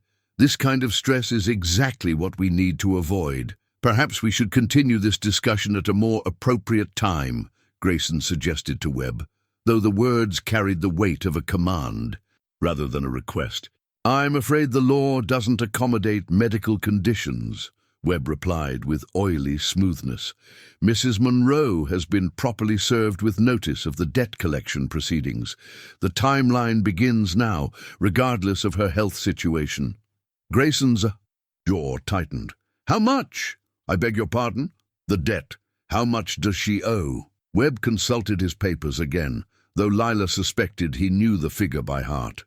$647, plus costs and fees. The sum hung in the air like smoke from a grass fire, acrid and threatening to everything in its path. Lila watched Grayson's face, seeing calculation replace anger as he processed the implications. $600 represented serious money, even for a man of his means, months of her wages or the price of several head of good cattle. "I see." Grayson's tone had gone carefully neutral. "And if this debt were satisfied immediately, then Mrs. Monroe would be clear of all obligations related to her late husband's estate," Webb confirmed, perking up at the possibility of immediate collection. Dr. Patterson cleared his throat pointedly. "Gentlemen, my patient needs rest and quiet. This discussion is causing exactly the kind of agitation that could endanger both mother and child." As the doctor helped her back to the bedroom, Lila caught Grayson's eye across the small room. What she saw there, determination mixed, with something deeper, more personal, both comforted and terrified her. She'd entered his employment to maintain her independence, not to become an even greater burden on his generosity. But as she settled back against her pillows, while the murmur of male voices continued in the next room, Lila found herself wondering whether independence was a luxury she could still afford, and whether accepting help from someone who offered it freely might be less shameful than losing everything to the calculated cruelty of men like Clayton Webb. The house settled into evening quiet after Clayton Webb's departure, but the peace felt fragile, like the moment before a storm when the air grows still and heavy with unspoken threats. Lila lay in her bed, turning her wedding ring around and around on her finger, a nervous habit she'd developed after Robert's death, when the simple gold band had become both comfort and burden, reminder of love lost and promises that could no longer be kept. The ring had been Robert's grandmother's, passed down through 3 generations of Monroe women who'd worn it through their own struggles and triumphs. Now it felt loose on her finger, made so by the weight she'd lost during these difficult months, and sometimes she feared it might slip off entirely, taking with it the last tangible connection to the life they'd planned together. A soft knock at her bedroom door interrupted her brooding. "Come in," she called, expecting to see Emma or perhaps Mrs. Patterson's daughter Mary checking on her evening needs. Instead, Grayson appeared in the doorway, carrying a tray with tea and what looked like some of Mary's fresh-baked bread. The domestic gesture looked incongruous, coming from a man whose hands were more accustomed to handling cattle and business ledgers than fine china, but he managed it with the same careful competence he brought to everything else. "Thought you might be hungry," he said, setting the tray on the small table beside her bed. "Mary said you barely touched your dinner." "I'm not very hungry these days." It was true. Anxiety had stolen her appetite along with her peace of mind. "But thank you. That was thoughtful." He remained standing awkwardly beside her bed, clearly wanting to say something, but struggling with how to begin. Finally, he pulled the room's single chair closer and sat down, his large frame making the delicate furniture look almost comically small. "About this afternoon," he began. "About Webb and the debt—" "Please don't." The words came out sharper than she'd intended. "I know what you're thinking, and I can't accept it. I won't be responsible for you throwing away $600 on problems that aren't yours to solve." "Aren't they?" His question was quiet, but direct. "Lila, when I offered you employment, I knew you were carrying more than just household responsibilities. A woman doesn't end up at a cattle auction, selling her last cow, unless she's fighting battles I can't even imagine." She twisted the wedding ring again, the movement unconscious but telling. "Those battles are mine to fight, Grayson. Robert's debts, my children's future, this baby, all of it is my responsibility. I won't add to your burdens just because I've proven inadequate to handle my own." "Inadequate?" The word seemed to surprise him. "Lila, you've been raising 2 children alone while pregnant, working to pay off debts you probably didn't even know existed, keeping your family fed and clothed with resources that would barely sustain 1 person, let alone 3. If that's inadequate, then the rest of us are hopeless." Tears threatened at the corners of her eyes, and she turned away to hide them. "I failed him, Grayson. Robert trusted me to take care of our family if something happened to him, and I've made a mess of everything. I'm losing our home, I can't provide properly for our children, and now there are debts I never knew about that could follow us for years." "You didn't fail anyone." His voice carried a firmness that made her look back at him. "You've been dealt a hand that would break most people, and you're still fighting, still standing, still putting your children's needs before your own pride." "My pride is about all I have left." "No, it isn't." He leaned forward, his hands clasped between his knees, and when he spoke again, his voice held a vulnerability she hadn't heard before. "Lila, I need to tell you something about why I helped you that day at the auction, why I offered you work, why I'm sitting here now wanting to solve problems that you insist aren't mine." Something in his tone made her breath catch. "Grayson, let me finish, please." He was quiet for a moment, gathering his thoughts. "When Catherine died, I thought love died with her. Thought that part of me was buried alongside her and our son, and that I'd spend the rest of my life going through the motions of living without ever really feeling alive again. The admission hung between them like a bridge being built across dangerous water, each word a plank laid down with careful precision. I told myself I was helping you because it was the Christian thing to do, because Catherine would have wanted me to show kindness to someone in need, and that was true at first, but it stopped being about Catherine weeks ago. Lila's wedding ring felt suddenly tight on her finger, as if her body was responding to possibilities her mind wasn't ready to acknowledge. What are you saying? I'm saying that watching you with your children, seeing how you handle every crisis with grace and determination, listening to you talk about your dreams and fears, it's brought me back to life in ways I didn't think were possible anymore. He paused, running a hand through his hair. I'm saying that your problems have become mine because you've become important to me, more important than I probably have any right to admit. The words settled between them like seeds in fertile ground, carrying the potential for growth neither of them had planned. Lila stared at him, seeing for the first time past the careful employer facade to the lonely man beneath. Someone who'd been as lost as she was, in his own way. I can't ask you to take on my burdens, Grayson. It wouldn't be fair. You're not asking, I'm offering. He reached out slowly, giving her time to pull away, and covered her hands with his own. His skin was warm and calloused from honest work, and she found herself noting how perfectly her fingers fit between his. I'm offering to help because I care about you, about Emma and Samuel, about the baby you're carrying. I'm offering because the thought of you struggling alone, while I have the means to help, makes me feel like the worst kind of coward. And if I accept, what then? The question came out as barely more than a whisper. What happens between us if I let you solve my problems with your money? Then we figure it out together, he said simply. We take things as they come, honest with each other about what we're feeling and what we want. No expectations, no obligations beyond what we choose to give. Lila looked down at their joined hands, her wedding ring catching the lamplight between his work-roughened fingers. For 3 years, she'd worn that ring as armor against the possibility of loving again, as protection against the vulnerability that came with opening her heart to someone new. But sitting here in the gentle glow of evening, listening to this good man offer her not just financial help, but something far more precious, she found herself wondering if protection had become its own kind of prison. I'm scared, she admitted quietly. So am I. His thumb traced gently across her knuckles. But I'm more scared of spending the rest of my life wondering what might have been if I'd been brave enough to try. Outside, the evening sounds of the ranch settled around them, cattle lowing in distant fields, the soft nicker of horses, the whisper of wind through the oak trees that had witnessed 3 generations of Vance family history. And inside this small room, 2 people who'd each thought their chances for happiness had passed them by began to believe that perhaps the heart was more resilient than either had dared to hope.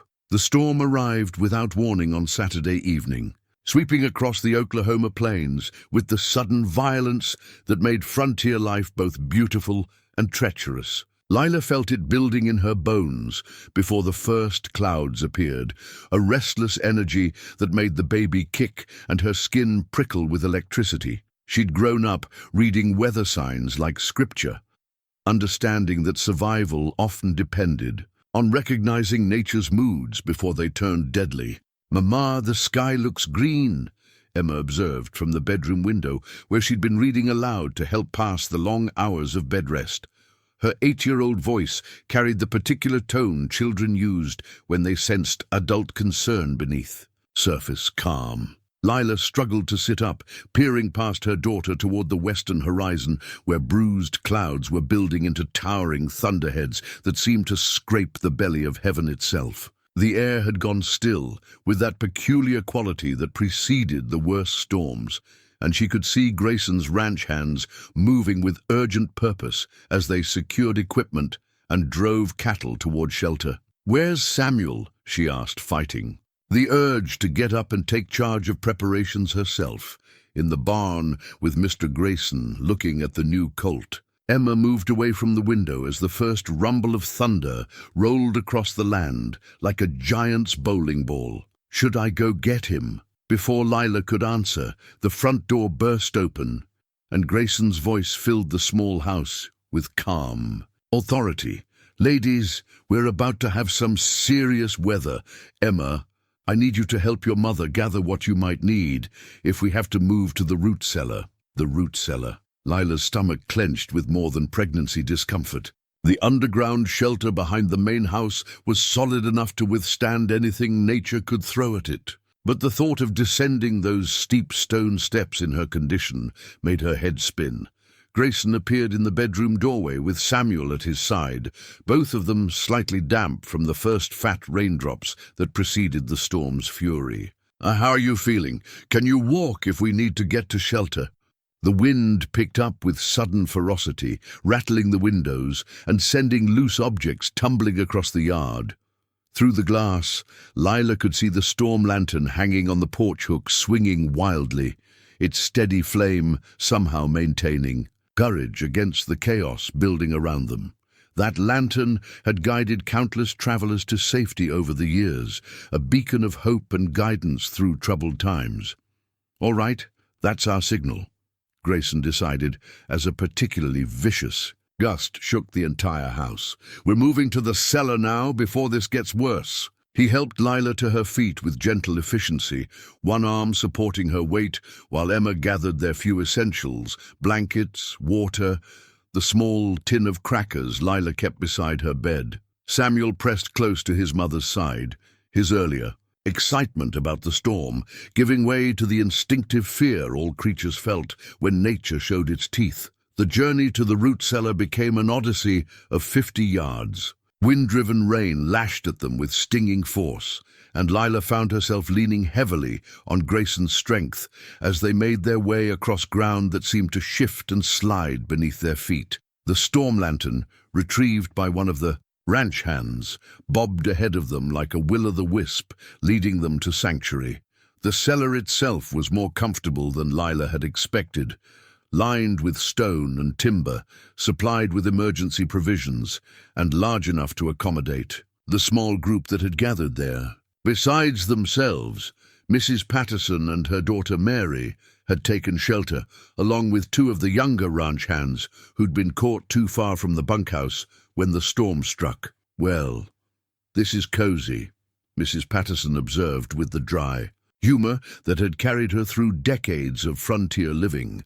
She was arranging blankets and supplies with the efficiency of someone who'd weathered more than her share of emergencies. Above them, the storm unleashed its full fury. Wind howled around the cellar's entrance, like a living thing seeking to devour everything in its path. Thunder crashed so close and loud that it seemed the very earth was splitting apart, and between the thunderclaps they could hear the ominous sound of things breaking, tree branches, roof shingles, perhaps entire structures giving way to forces beyond human resistance.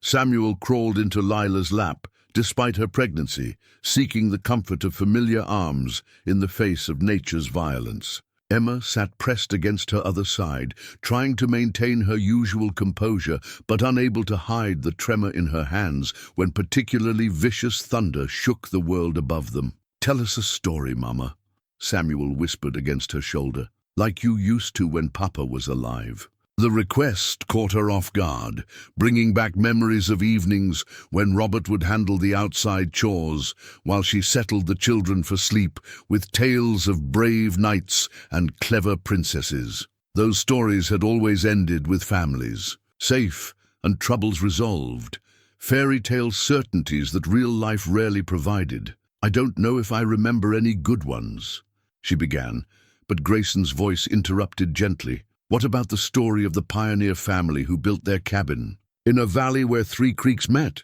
His suggestion carried the cadence of someone who'd heard such tales before, probably from his own parents during childhood storms. They were far from any town, with just their courage and their love for each other to see them through the hardest winter anyone could remember.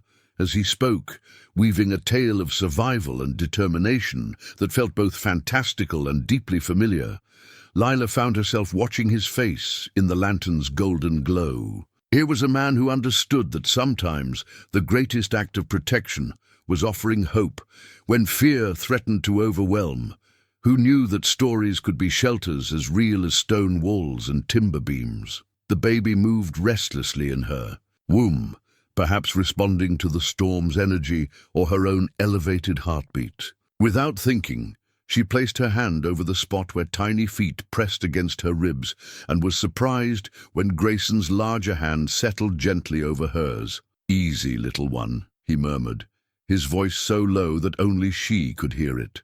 "Above the storm's fury, you're safe here. We all are." In that moment, surrounded by the crash of thunder and the warmth of unexpected fellowship, Lila realized that safety wasn't just about weathering the immediate crisis. It was about finding people who would sit with you in the darkness, who would share their stories and their strength until the storm passed and morning came again.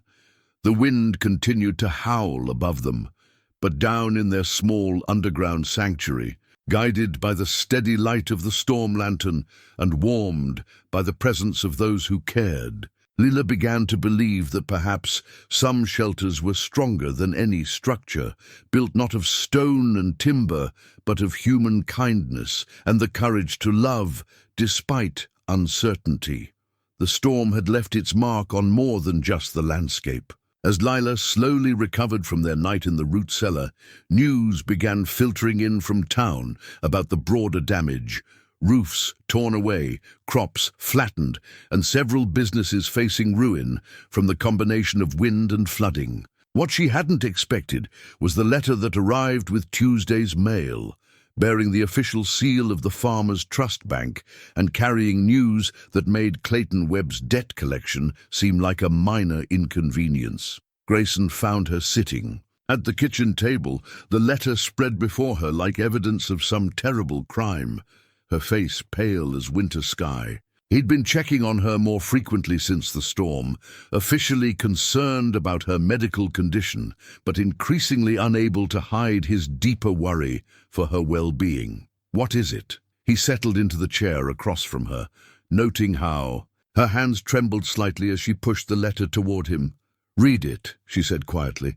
"I need someone else to tell me if I'm understanding this correctly." The letterhead was impressive, heavy paper, embossed seal, the kind of formal correspondence that banks used when they wanted to emphasize their institutional power. But as Grayson read the contents, his expression grew increasingly grim. "They're hauling in all outstanding loans," he said finally, setting the letter down with careful precision.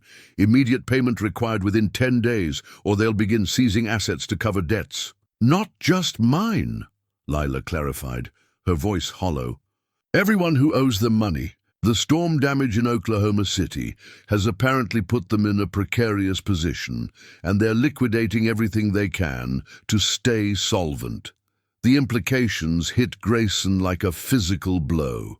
Webb's original demand for $600 had been manageable if painful, but the bank's new terms included additional penalties, administrative fees, and accelerated interest that brought the total to over $900, due within 10 days. "This is impossible," he said, though they both knew that impossible debts were often the most legally binding kind. They can't have the authority to change terms like this. According to their lawyers, the original loan documents included provisions for accelerated payment in case of the bank's financial difficulties.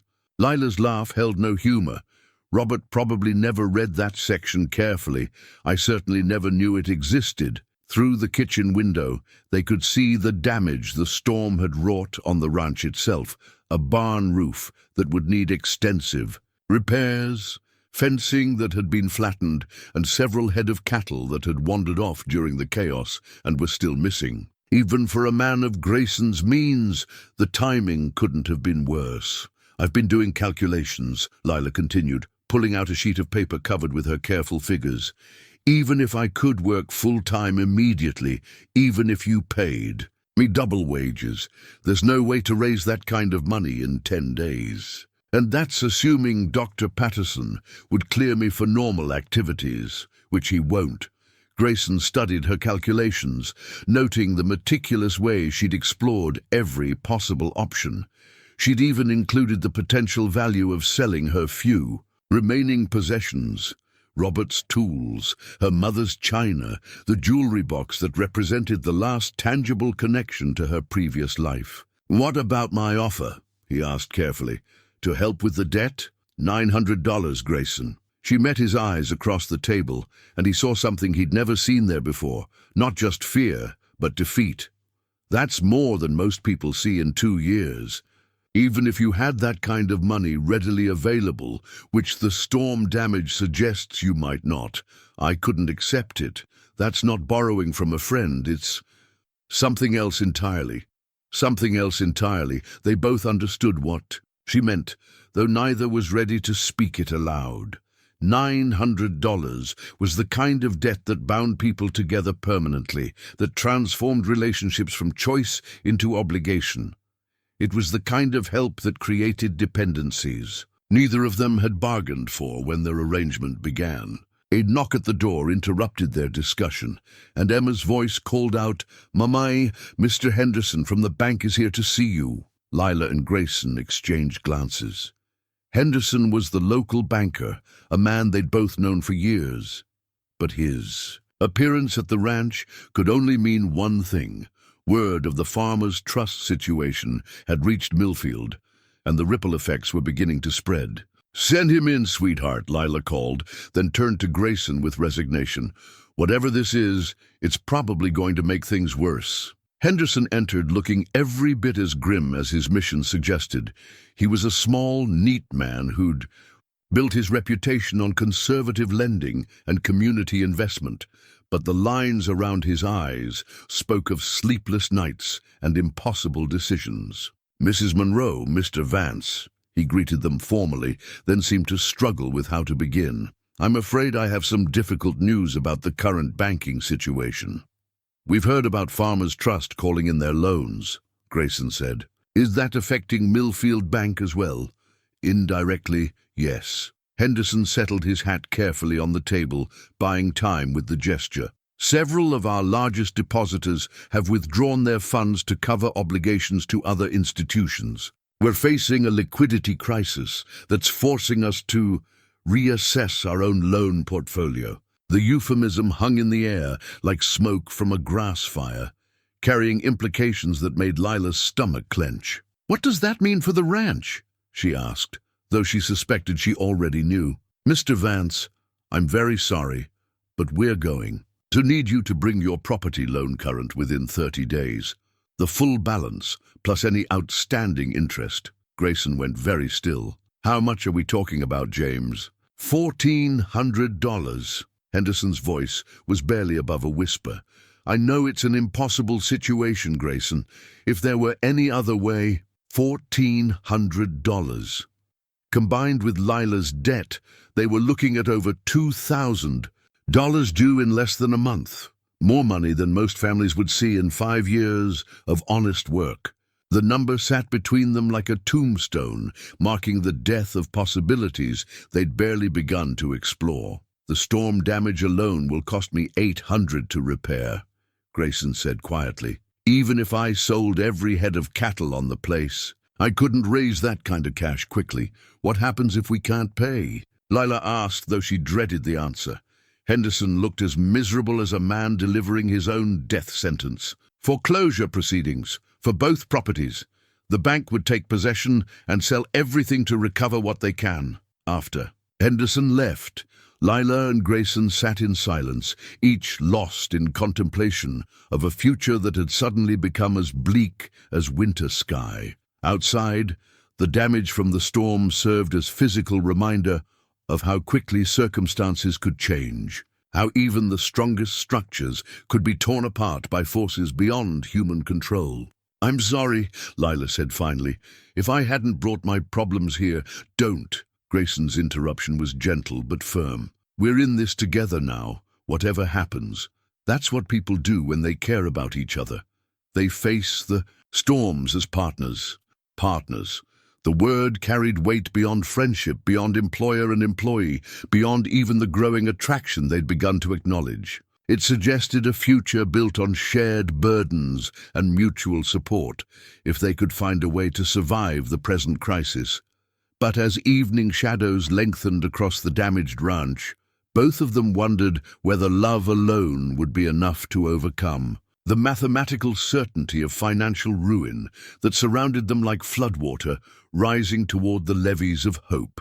The discovery came by accident, as the most life-changing revelations often do. While searching for additional insurance papers in Grayson's office to help calculate their total financial obligations, Lila knocked over a small wooden box that had been tucked behind a stack of ledgers. As the contents scattered across the floor, her eye caught the cream-colored stationery and feminine handwriting that could only belong to one person. Catherine's letters. She knelt carefully to gather the scattered papers, her pregnant belly making the task awkward, but her conscience warred with curiosity as she glimpsed fragments of intimate correspondence. She should return them to the box without reading, respect the privacy of a dead woman's words to her husband. But one particular envelope, sealed but never opened, bore a date that made her hands still with shock. January 15th, 1931. 2 weeks after Catherine's death, according to the headstone Lila had glimpsed during her walks around the property. Someone had delivered this letter after Catherine was already gone. Lila? Grayson's voice from the doorway made her startle. He'd returned early from his morning rounds, probably to check on her condition, as he'd been doing with increasing frequency. "What are you—" His words died as he saw the scattered letters, the expression on her face. "I'm sorry," she said quickly, struggling to her feet. "I was looking for the insurance documents, and I accidentally knocked over this box. I wasn't trying to pry, I promise." But Grayson's attention had focused on the unopened envelope in her hands, and the color drained from his face as he recognized it. "Where did you find that?" It was with the others. She held it out to him, noting how his hands trembled slightly as he took it. "Grayson, it's dated after she died. Who would have sent this?" He sank into his desk chair, turning the envelope over as if it might reveal its secrets without being opened. "Dr. Patterson," he said quietly. "He told me Catherine had left something for me, to be delivered if she didn't survive the birth, but I couldn't face it then. Asked him to keep it, said I'd come for it when I was ready, and you never went back for it. I thought I'd never be ready." His thumb traced over Catherine's familiar handwriting.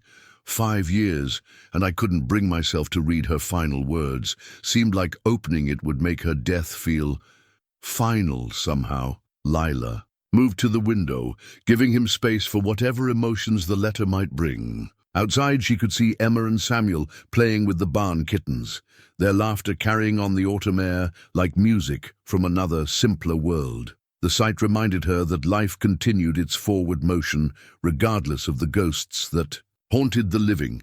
The sound of tearing paper made her turn back. Grayson had opened the envelope with the careful precision of someone handling something precious and fragile. As he unfolded the letter, Lila caught a glimpse of pages covered in Catherine's flowing script, more words than a dying woman should have had strength to write. She watched his face as he read, seeing surprise replace sorrow, confusion give way to something that looked almost like relief.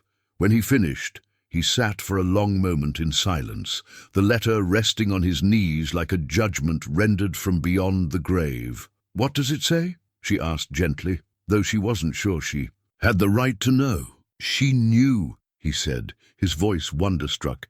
"She knew she was dying, and she wanted me to find love again." He looked up at Lila with eyes that seemed to see her clearly for the first time. "She writes about hoping I'll find someone who can give me the family we dreamed of, someone who'll fill this house with the children's laughter she couldn't provide."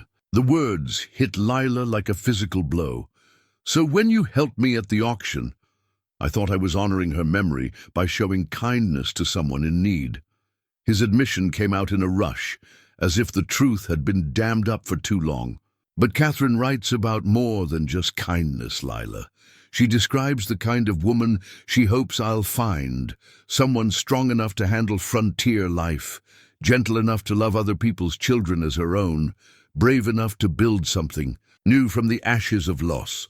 Lila's legs felt suddenly weak, and she gripped the window frame for support. "You're saying you chose me because I fit some description in a letter?" "No." He stood, moving toward her with the letter still in his hands. "I'm saying that Catherine somehow knew what I'd need to heal, and she gave me permission to find it.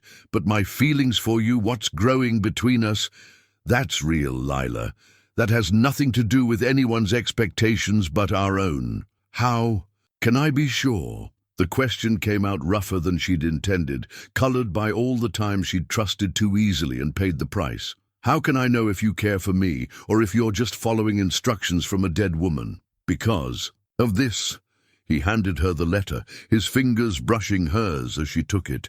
"Read the last page." Her eyes found the passage he meant, Catherine's handwriting growing weaker but more urgent as she approached the end. "My darling husband, I know you'll blame yourself for not saving me, for not being enough, but I need you to understand.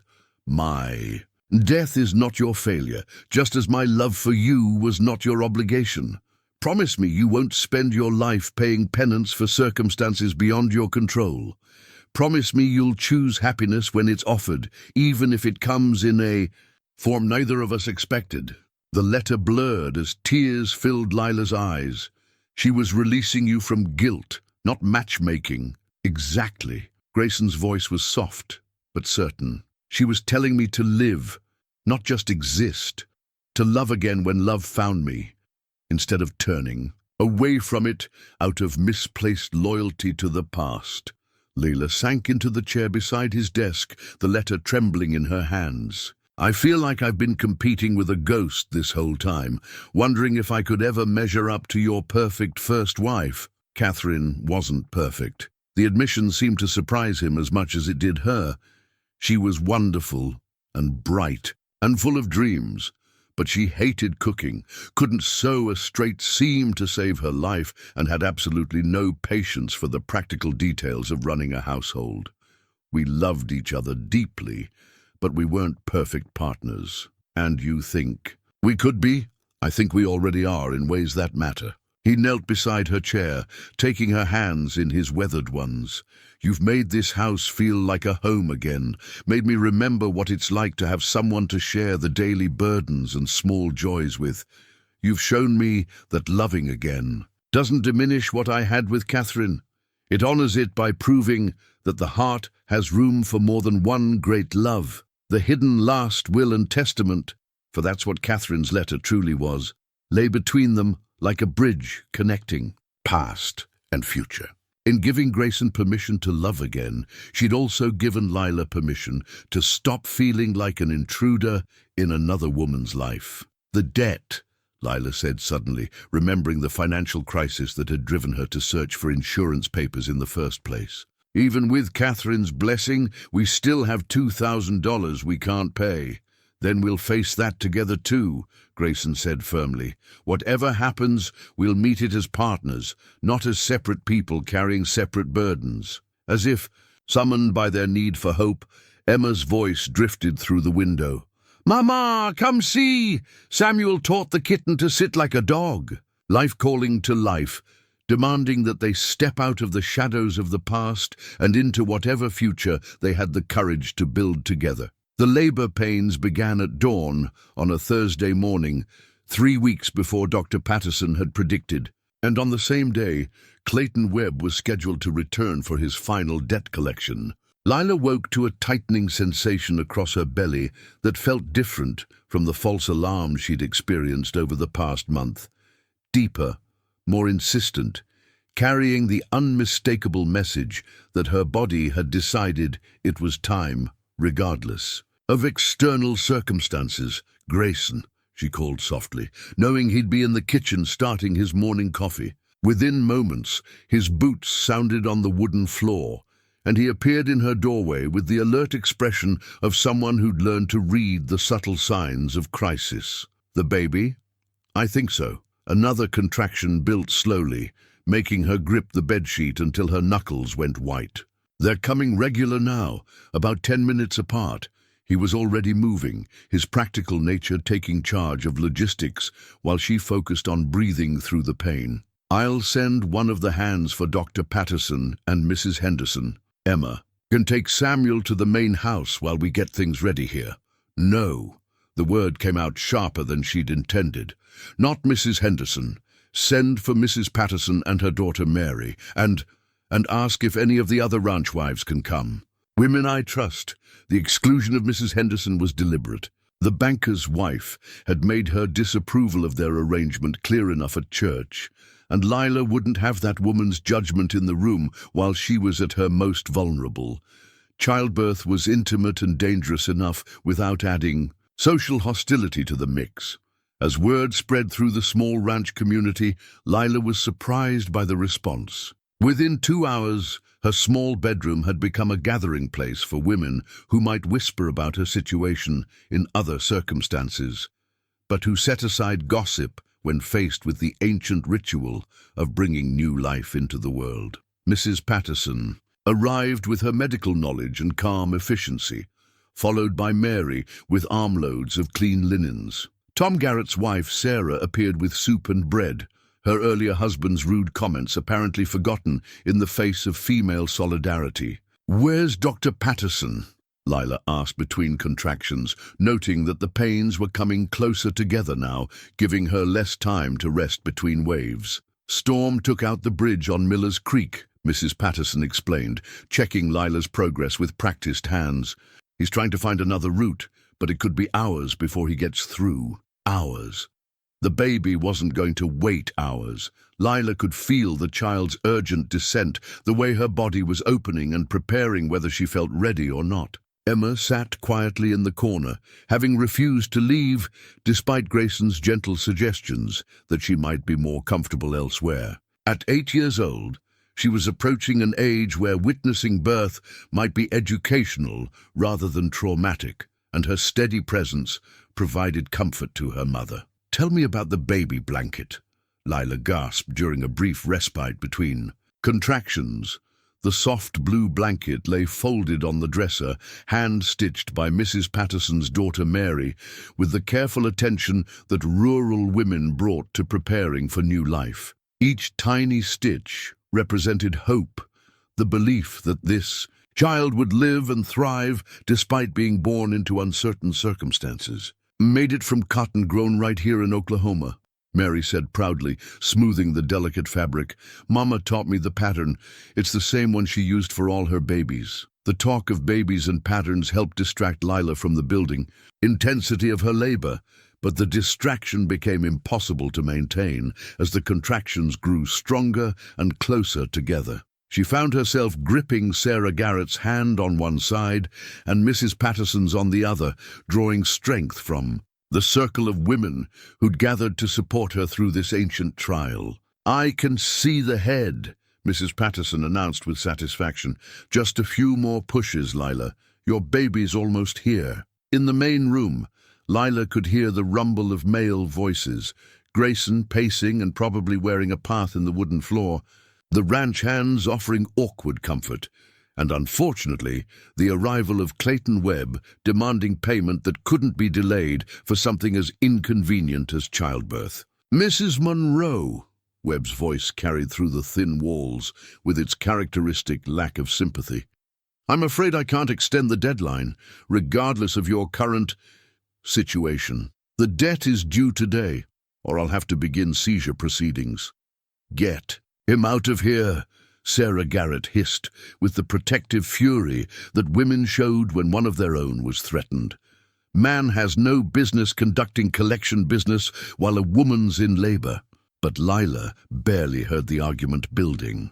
In the next room, her world had narrowed to the overwhelming need to push, to work with her body's demands, and help her child make the journey from the safe darkness of the womb into the bright uncertainty of the world outside. "That's it," Mrs. Patterson encouraged. "One more big push, and we'll have this baby."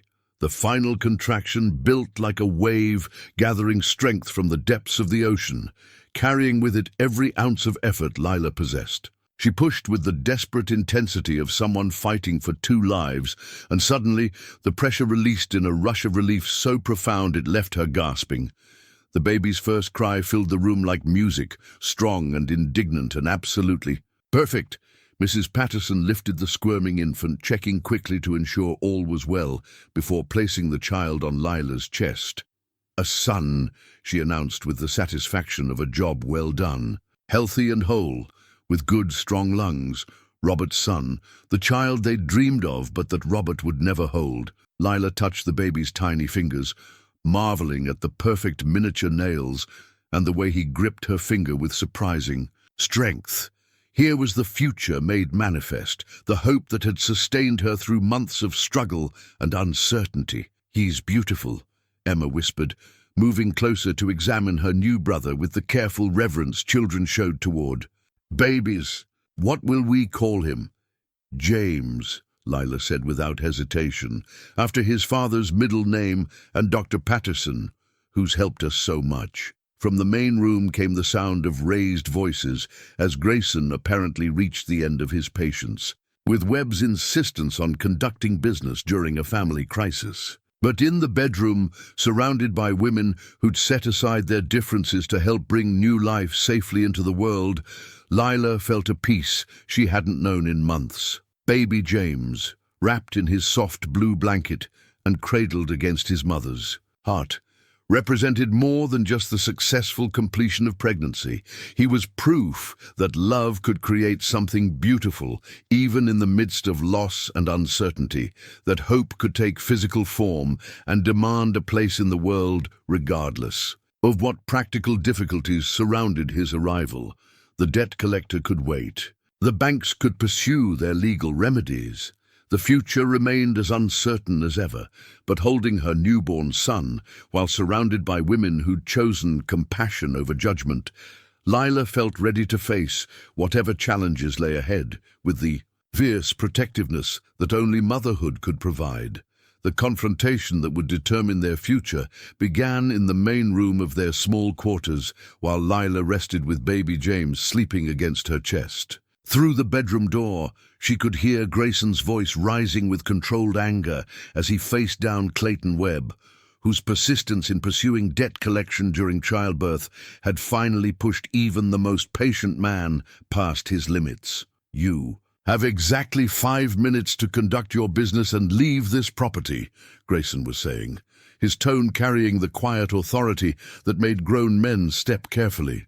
"A woman has just given birth, and your presence here is both inappropriate and unwelcome. The law doesn't recognize childbirth as grounds for debt forgiveness," Webb replied, with his characteristic lack of human feeling. "Mrs. Monroe has had ample time to arrange payment.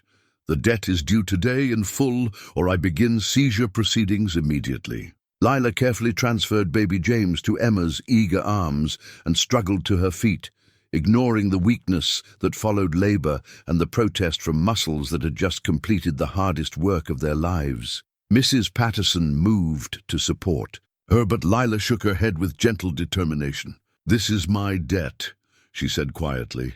"I need to face it myself." When she appeared in the doorway of the main room, the argument stopped abruptly. Webb looked uncomfortable for the first time since she'd known him, apparently possessing enough human decency to be discomfited by demanding money from a woman who'd given birth less than an hour earlier. Grayson moved immediately to her side, his protective instincts obvious in the way he positioned himself between her and the debt collector. "Mrs. Monroe," Webb began, his tone slightly less aggressive than usual, "I trust your situation concluded successfully. My son is healthy, thank you for asking." Lila's voice carried a steel that hadn't been there before, forged in the crucible of labor and tempered by the fierce protectiveness that came with new motherhood. "Now let's discuss this debt that apparently couldn't wait for a decent interval. The terms are simple," Webb said, consulting his papers with renewed confidence now that they were discussing business. $947 due today, or I begin legal proceedings to seize any assets held in your name." "What assets?" Lila gestured around their modest quarters. As you can see, Mr. Webb, I possess nothing of value beyond the clothes on my back and the children who depend on me. There's also the matter of wage garnishment. Any employment income can be claimed until the debt is satisfied. Then garnish my wages, she said simply. Take whatever percentage the law allows. I'll work and pay what I can for as long as it takes. Webb's expression soured. At your current wages, that would take approximately 15 years, assuming no additional interest or penalties. The bank isn't interested in such prolonged collection efforts. It was then that Reverend Matthews arrived, drawn by word of the birth and the crisis surrounding it. The elderly minister had baptized both Emma and Samuel, had officiated at Robert's funeral, and had watched Lila's struggles with the patient, concern that made him beloved throughout the community. Mr. Webb, he greeted the debt collector with cool politeness before turning to embrace Lila gently. My dear, I came as soon as I heard about the baby. How are you feeling? Stronger than I expected, she replied honestly, surprised to find it was true. Something about holding her newborn son, about successfully bringing new life into the world despite all the forces arrayed against her, had filled her with a resolve she hadn't known she possessed. Perhaps I might have a word about Mrs. Monroe's situation, Reverend Matthews suggested to Webb, his tone carrying the moral authority that came with decades of spiritual leadership. I understand there are debts involved, but surely some accommodation can be made for a woman who's just given birth. The law is the law, Reverend. Sentiment doesn't alter legal obligations, nor does heartlessness improve legal standing, came a voice from the doorway. Tom Garrett entered, followed by several other men from town, ranchers, farmers, even Mr. Henderson from the local bank. Behind them came their wives, the same women who'd helped with the birth now returning with their husbands in tow.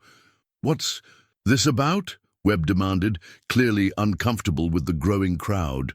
Community meeting, Garrett replied, though his tone was significantly more respectful than it had been during their church encounter. We've been talking about Mrs. Monroe's situation, and we've reached a decision. Sarah Garrett stepped forward, carrying a small wooden box that clinked softly with the sound of coins. We've taken up a collection, she announced. $53.47. It's not much, but it's a start. I organized a quilting circle, added Mrs. Patterson. We can sell our work to raise more funds. The men's fellowship at church voted to contribute from our building fund, Reverend Matthews added. Another $100. One by one, members of the community stepped forward with contributions, money, pledges of work, offers to help in whatever way they could. Even Henderson, who delivered the crushing news about the bank's own demands, quietly pressed an envelope into Lila's hands. What's this? She asked, though her voice was thick with tears she was trying not to shed. Payment in advance for household management services, he said gruffly. My wife's been after me to find someone to help organize our home office. 6 months' wages paid up front. Webb watched this display of community support with obvious bewilderment, as if he'd never encountered people who would rally around someone in need rather than simply shrugging and walking away. This is all very touching, he said finally. But you're still several $100s short. The bank requires full payment. Then the bank can wait. Grayson's voice cut through the murmur of community voices like a blade.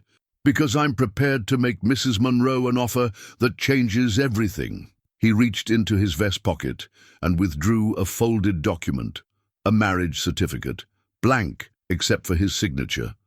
Lila Monroe, he said formally, will you do me the honor of becoming my wife? The proposal hung in the air like sunrise after the longest night, carrying with it the promise of legal protection, financial security, and the legitimacy that would silence gossips like Webb forever. But more than that, it carried the weight of love freely offered and hope courageously claimed. Yes, Lila said simply, and the single word transformed everything. As Grayson's wife, her debts would become his responsibility, but more importantly, their family would become legally recognized, protected by law and community acceptance. Webb's face cycled through confusion, frustration, and finally resignation. "This doesn't change the debt obligations," he protested weakly. "Doesn't it?" Reverend Matthews stepped forward with a smile. "Mr. Vance, would you like me to perform the ceremony right now?" As the community gathered around them in their small quarters, with baby James sleeping peacefully and Emma and Samuel watching with wide-eyed wonder, Lila and Grayson joined hands to make promises that would bind them not just legally, but in the sight of God and their neighbors. The marriage certificate, simple, legal, and transformative, represented more than a solution to their financial crisis. It was a declaration that love could triumph over circumstance, that community support could overcome individual hardship, and that sometimes the bravest thing two people could do was choose to build a future together, despite all the reasons it might not work. 6 months after baby James's dramatic arrival and their impromptu wedding ceremony, Lila stood in the kitchen of what was now truly their home, watching the morning sun paint golden streaks across the wide oak floors.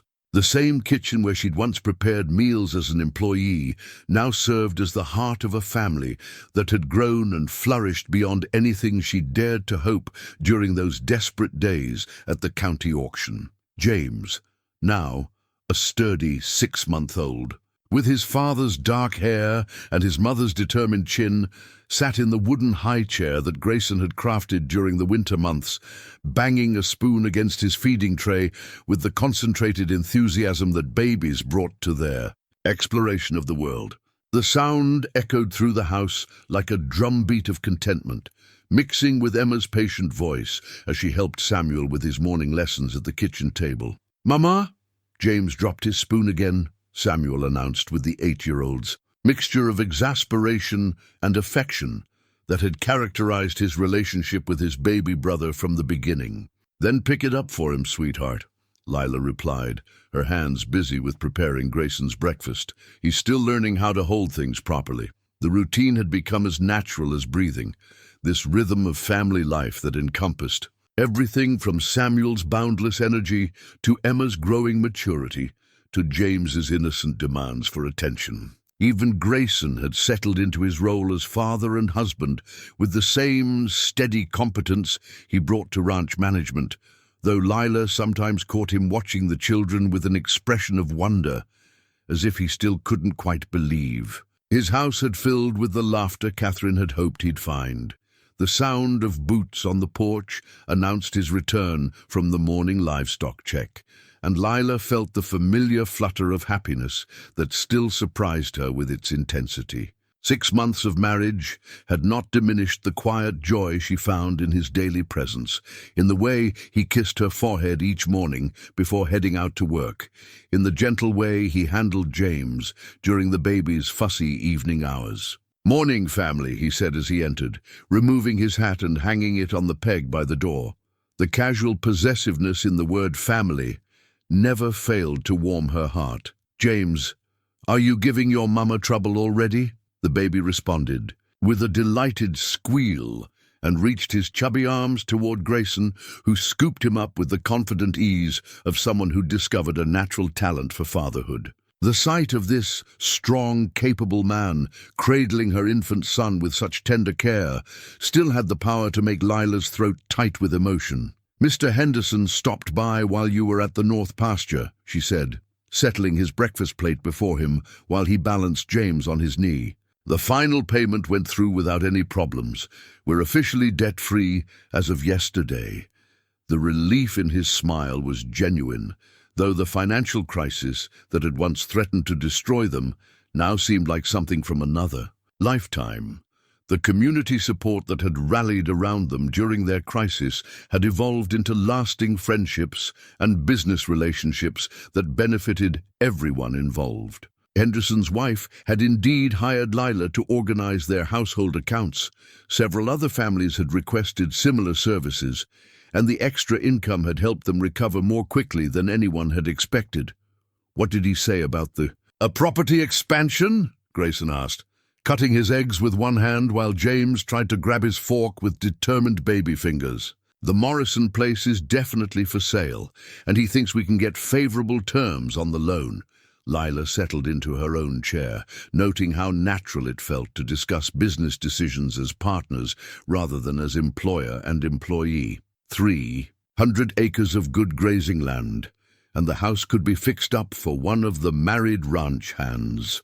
The Morrison property had come available when the elderly couple decided to move to town to be closer to their grandchildren. Adding it to the Vance ranch would nearly double their holdings and provide room for the expansion that success had made possible. "What do you think?" Grayson asked, and Lila knew the question carried weight beyond simple business consideration. Every major decision they made now was evaluated not just for its financial wisdom, but for its impact on the family they were building together. "I think," she said carefully, "that Robert would have loved to see his children growing up on land that stretched to the horizon, with room for them to build their own dreams someday." It was the first time in months that she'd mentioned Robert without the sharp pang of guilt that had once accompanied thoughts of her first husband. Grief had softened into gentle memory, aided by Grayson's patient understanding that her past love didn't diminish her present happiness. "Papa, can I help with the horses today?" Samuel piped up from his lesson books, using the name that had evolved naturally over the winter months. The first time he'd called Grayson Papa, both adults had gone very still, but the boy had continued the conversation as if nothing momentous had occurred, and gradually the title had become as natural as breathing. "After you finish your arithmetic," Grayson replied, his tone carrying the gentle authority that had made him beloved by all three children. "Education first, then horses." Emma looked up from her own studies. She was working through a reader, intended for children 2 years older, her quick mind hungry for more challenging material. "Mama, Mrs. Patterson says there might be a new teacher coming to Millfield in the fall, someone who's been to a real college back east." The prospect of better educational opportunities for the children was another blessing that had emerged from their changed circumstances. As the wife of one of the county's most successful ranchers, Lila found that doors opened for her family that had been closed when she was a struggling widow. A soft knock at the kitchen door interrupted their breakfast conversation, and Sarah, Garrett, peered in with the comfortable familiarity of friendship that had replaced their earlier wariness. "Morning, Vance family," she called cheerfully. "Lila, I brought those curtain patterns you wanted to see, and Tom says to tell Grayson that the new bull arrived yesterday and looks even better than promised." The easy social interactions that now characterized their lives still amazed Lila sometimes. Where once she'd been the subject of gossip and speculation, she was now simply Mrs. Grayson Vance, a respected member of the community whose opinion was sought on everything from church social planning to agricultural improvements. As the day progressed with its comfortable blend of work and family time, Lila found herself thinking about the tiny leather boots that sat on the kitchen windowsill, the first shoes Grayson had crafted for baby James, made from the softest leather and sized for feet that would soon be taking their first steps across the wide porches and rolling pastures of the ranch. Those baby shoes represented more than just practical footwear. They were a symbol of the steps forward they'd all taken together, the journey from desperation to hope to love that had transformed not just their circumstances, but their very understanding of what family could mean. When evening came and the children were settled for the night, Lila and Grayson sat together on the front porch, watching the sunset paint the sky in shades of gold and crimson that reminded her of harvest time, the season when patient tending of the land yielded abundance beyond what anyone had dared to plant. "No regrets?" Grayson asked quietly, his arm around her shoulders as they watched the peaceful scene before them.